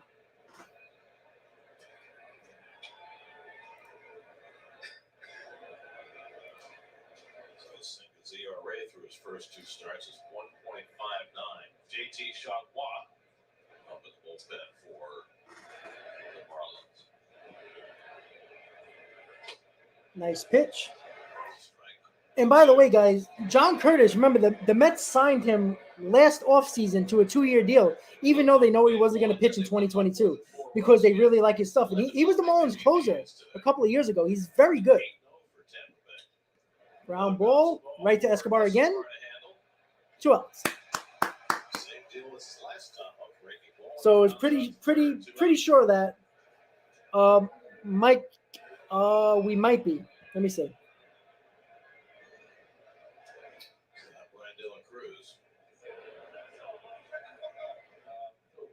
Garcia looked at the umpire, home plate umpire. No, who are you? Braxton Garrett, the other lefty. And that's why you're going to see Alvarez tomorrow. 2 sellouts. And it'll probably be, well, it's Easter tomorrow. It's going to be hard to draw probably a big crowd. What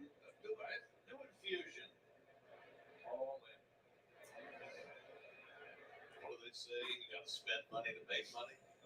That's right. Go on, John. Or more importantly, you got to have money to make money. Well, you got to have money to spend money. So Braxton Garrett is pitching tomorrow for the Mets. I mean, for the Marlins, excuse me. Nice pitch. Cruz takes a slider for a strike, and it's 1-2. Adam Smith had wealth of patience. It's funny. John Curtis got a sneaky slider. You have the wealth of steam. It's the 1-2 coming. Ground ball should end the inning. All right, nice inning in the 3rd for John Curtis. Got this last out in the 7th and 3 outs in the 8th. Mets are coming to bat in the bottom of the 8th. It's looking like Robertson, unless the Mets score a couple of runs here and not make a save situation, could be getting a save opportunity in the 9th. Well, Mark, yes, you can. Listen, we played them 13 times this year. If you're 12-1 against the Marlins, that helps your record. And I understand it's against the Marlins. I get it. But again, are we going to take away all the Rays losses who played the Tigers, Nationals, and A's? No.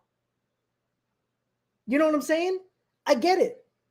But this is the problem that, and Mark, I completely get it.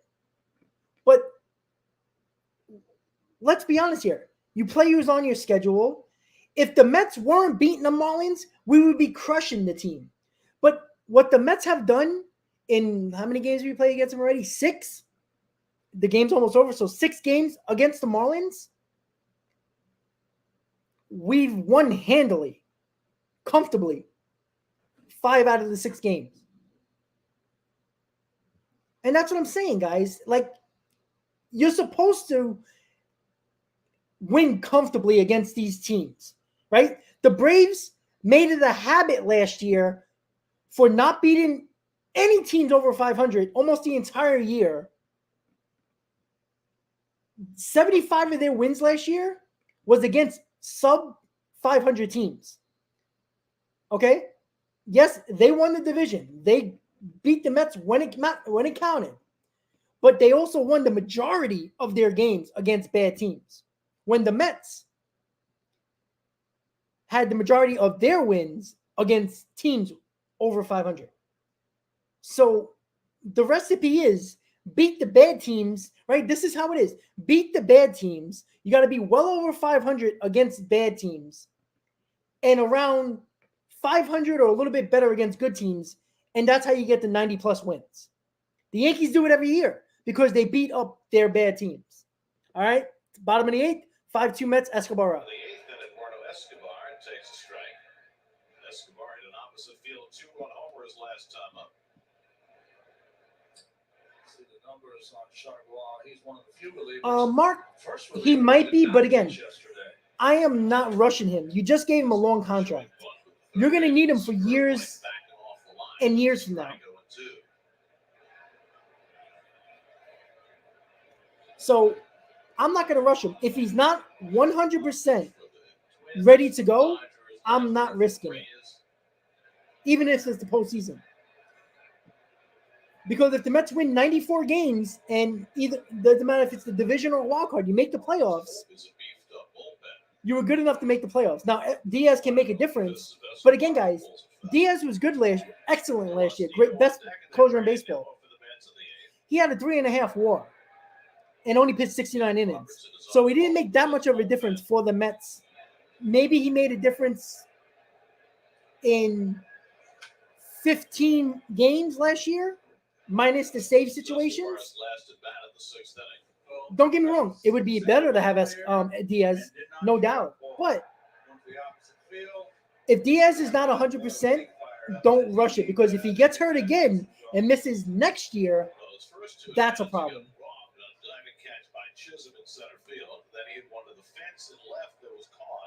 I agree, Ken. Very frustrated after that event. Come on, Eddie. Took out his frustration on the baseball.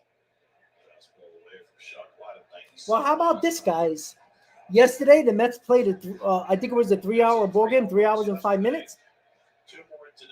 We might be in another 3-hour game.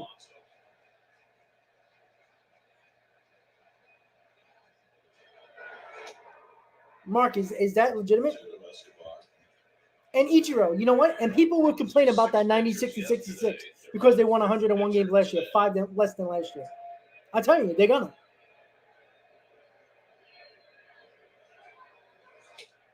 $96 wins will easily get you into the playoffs, even as a wildcard team. Remember, guys, there's 2 teams in the NL East that won 101 games. Unfortunately, one had to be the wildcard. Biceps issue. He's on the injury list. And Escobar goes down swinging on the back foot. Well, Fitzgerald, that's unfortunate because did the Phillies beat Atlanta last year? Did the Phillies beat the Mets last year? But they made the World Series. Yes, we do have to beat Atlanta. But if we don't win the division, that doesn't mean we can't go deep in the playoffs. That's a loser mentality for sure. And thank you for tuning in. I appreciate it. But if you're only tuning in to late August and that's all that matters, I just don't understand. Enjoy the season. I think Chargois is one of their relievers that they The Braves are a low market team, but guess winning what? ball games, but They freaking draft Mets, extremely well it's and been one develop extremely well. opportunity to do that. Can't say anything bad about that. Sorrow. And put it this way. Oh, Nito. That might drop. Oh, nice play. Ichiro, I can't say that, to be honest with you. I can't say that. We just don't know that. Sports night coming up at 11 o'clock on the day in baseball. Parade in Hartford for the Yukon Huskies. Hartford? Because the Phillies didn't beat the Mets or the Braves last year. And the Phillies made the World Series and almost won it. So it doesn't matter. You make the playoffs, anything can happen. That's what you know now about the playoffs. The playoffs, the Major League Baseball playoff has become the NHL playoffs. Just make the playoffs, anything can happen. Correct, Alan.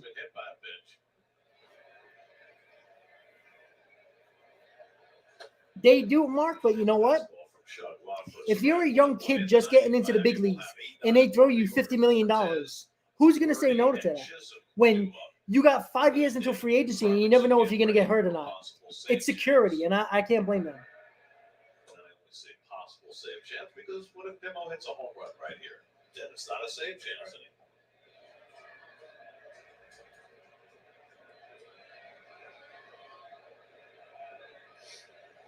Come on, Brandon.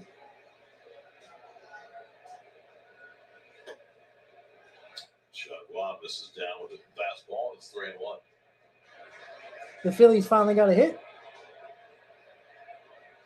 Oh, no, he walked. Phillies 2-0 go to the bottom of the ninth in Philadelphia.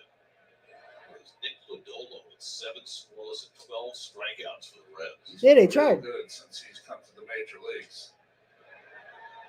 Tough left-hander. Good breaking ball. Well, now they got first and third. Started that game before the Phillies gave up just 1 run in 5 Oh, they got the first hit. Line grounded the other way. That should end the inning, Segura and it snapped. does. The Mets are going to the top of the ninth, leading 5-2, and David Robertson coming in for the save. Oh, the Phillies do have 4 hits. Okay. I wasn't sure. I didn't even check the box score. I just sort of. Oh, they do. Okay. So there wasn't a no-hitter. But, well, listen. Again, the Phillies should win this ball game, right? They're way better than them. They gotta beat the Reds, right? With their lineup, they should be beating the Reds. Like they can win this ball game, obviously. First and third, nobody out. But if they lose, what excuse are you going to give them? Because if you're not making any excuses for the Mets and you're saying, well, they're only beating the Marlins, well, if the Phillies lose to the Reds and now they're going into the third game of the series against the Reds in a rubber game, what does that tell you? Like, it doesn't tell you nothing. Just tell you they're struggling right now. That's it. Yeah, Mark, but you know what? These players, listen, I'm never going to fault the player, especially a player that is probably 3-4 years away from free agency. Anything can happen. What if you have a great first year and you don't know what's going to happen in the future? What happens in the next 5 years before free agency? You're terrible. Well, the Braves just offered you $70 million, and now you're lucky to get $5 million from another team. You know what I'm saying? So I don't blame them. Listen, the Braves offer it to them. I guarantee you if the Mets offered Pete Alonso after the 2019 season, 7 years, $100 million, that's a big bargain. You don't think Pete Alonso would have took that? He probably would have.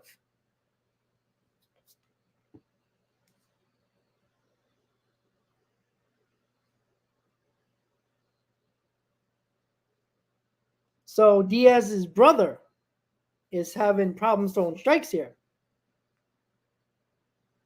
and struggling. Everybody wants, Alexis Diaz, but he's very good. But he has a problem with walks. He's not his brother, at least not yet. All right, guys, top of the ninth, 5-2 Mets. David Robinson coming in for the save. By Northwell Cancer Institute, when we raise access to cancer care, we raise everyone. And by Toyota, dear drivers, Toyota has 20 models of all-wheel and four-wheel drive Toyota. Let's go places. Let's trying to go to two straight over the Marlins. David Robertson has been practically perfect so far. We'll go for the save. And the Phillies just got a run, and it's going to be second and third. Nick Fortes leads off in the ninth. That takes a cutter for a strike, 0-1.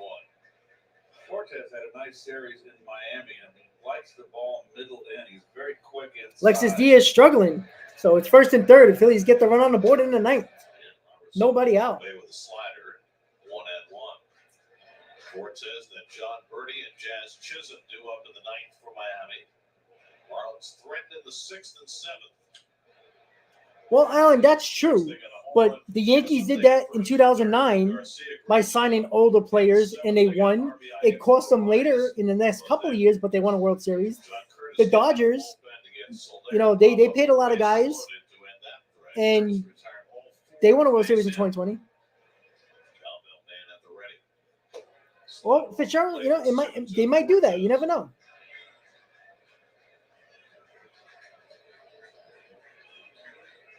38-year-old David Robertson delivers 2-2. Nice pitch. All right, David. That was a nasty slider. Woo. Carlos Carrasco. Big star for Carlos Carrasco. I want to see him. I want to give me 5 innings with 1 run. I take that.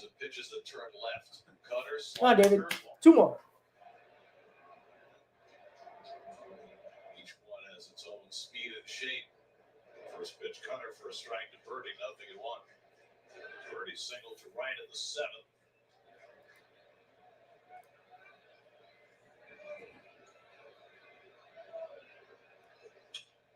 Ground ball.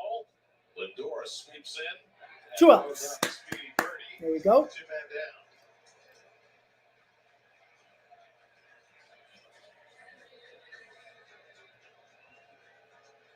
And so the Marlins are down to their final out. Well, he better. You know why? Because Joey Lucchesi is sneaking up here. This is the guy that's going to get a chance. The Mets love Joey Lucchesi. For his second win.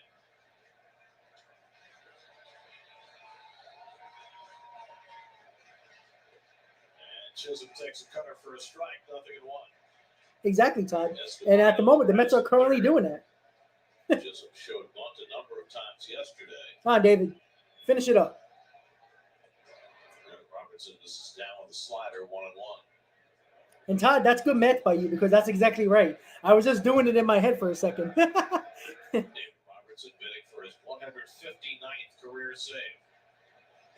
2 strikes. Hey, let's go. It's a high strike and it's 1-2. And the Marlins are down to their final strike.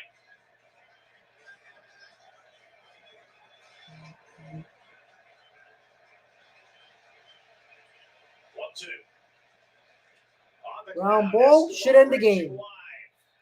Put it in the books. Yes.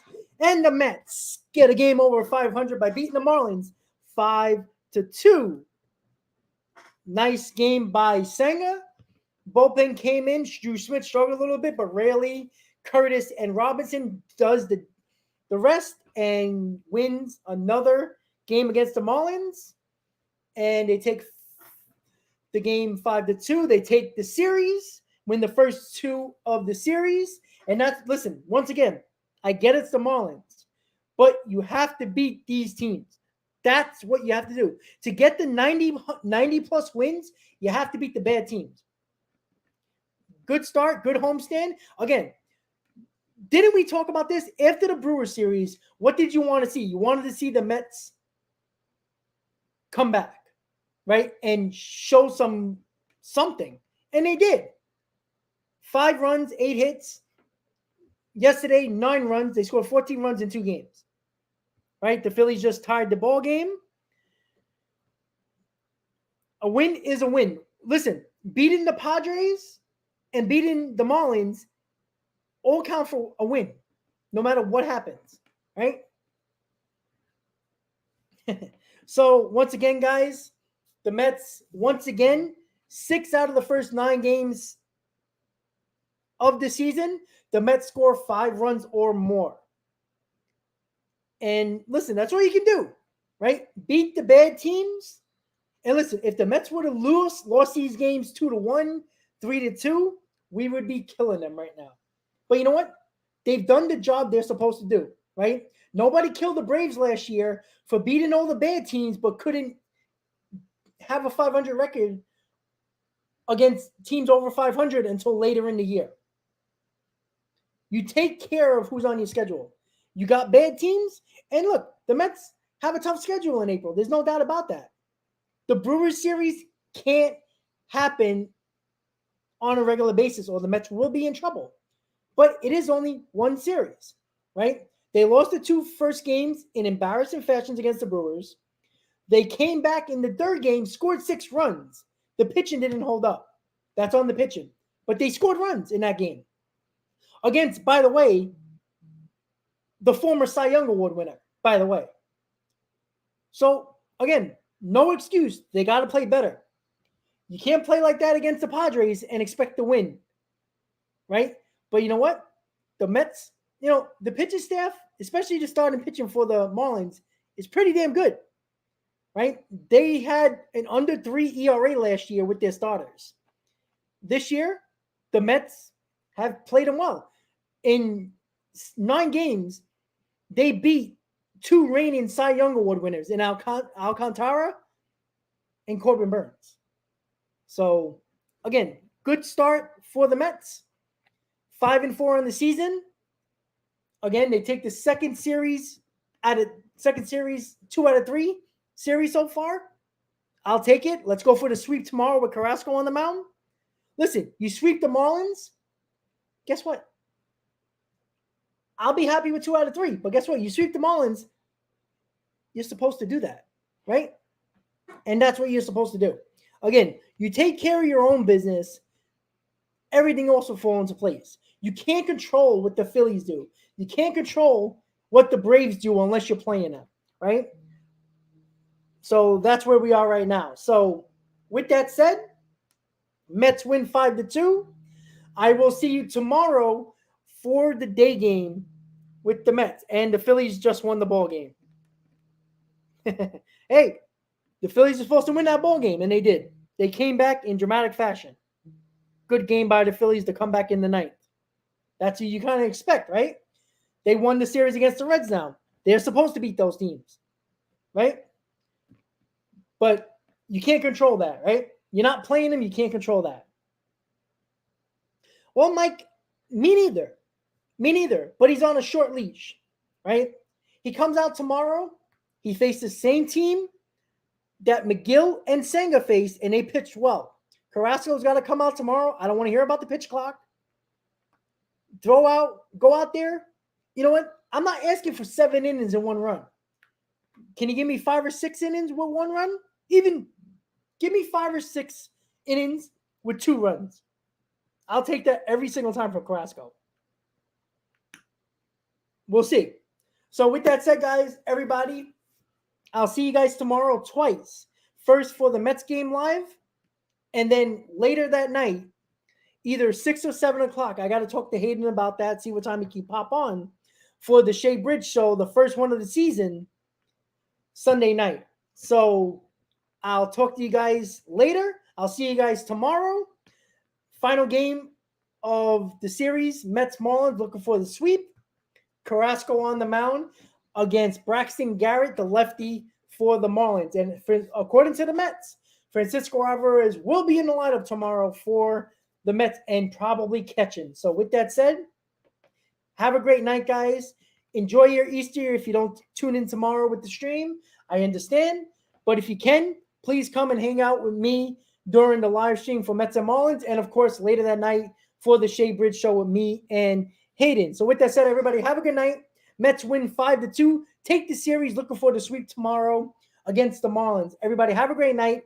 As always, Met fans, let's go Mets. See you next time, guys. Come on!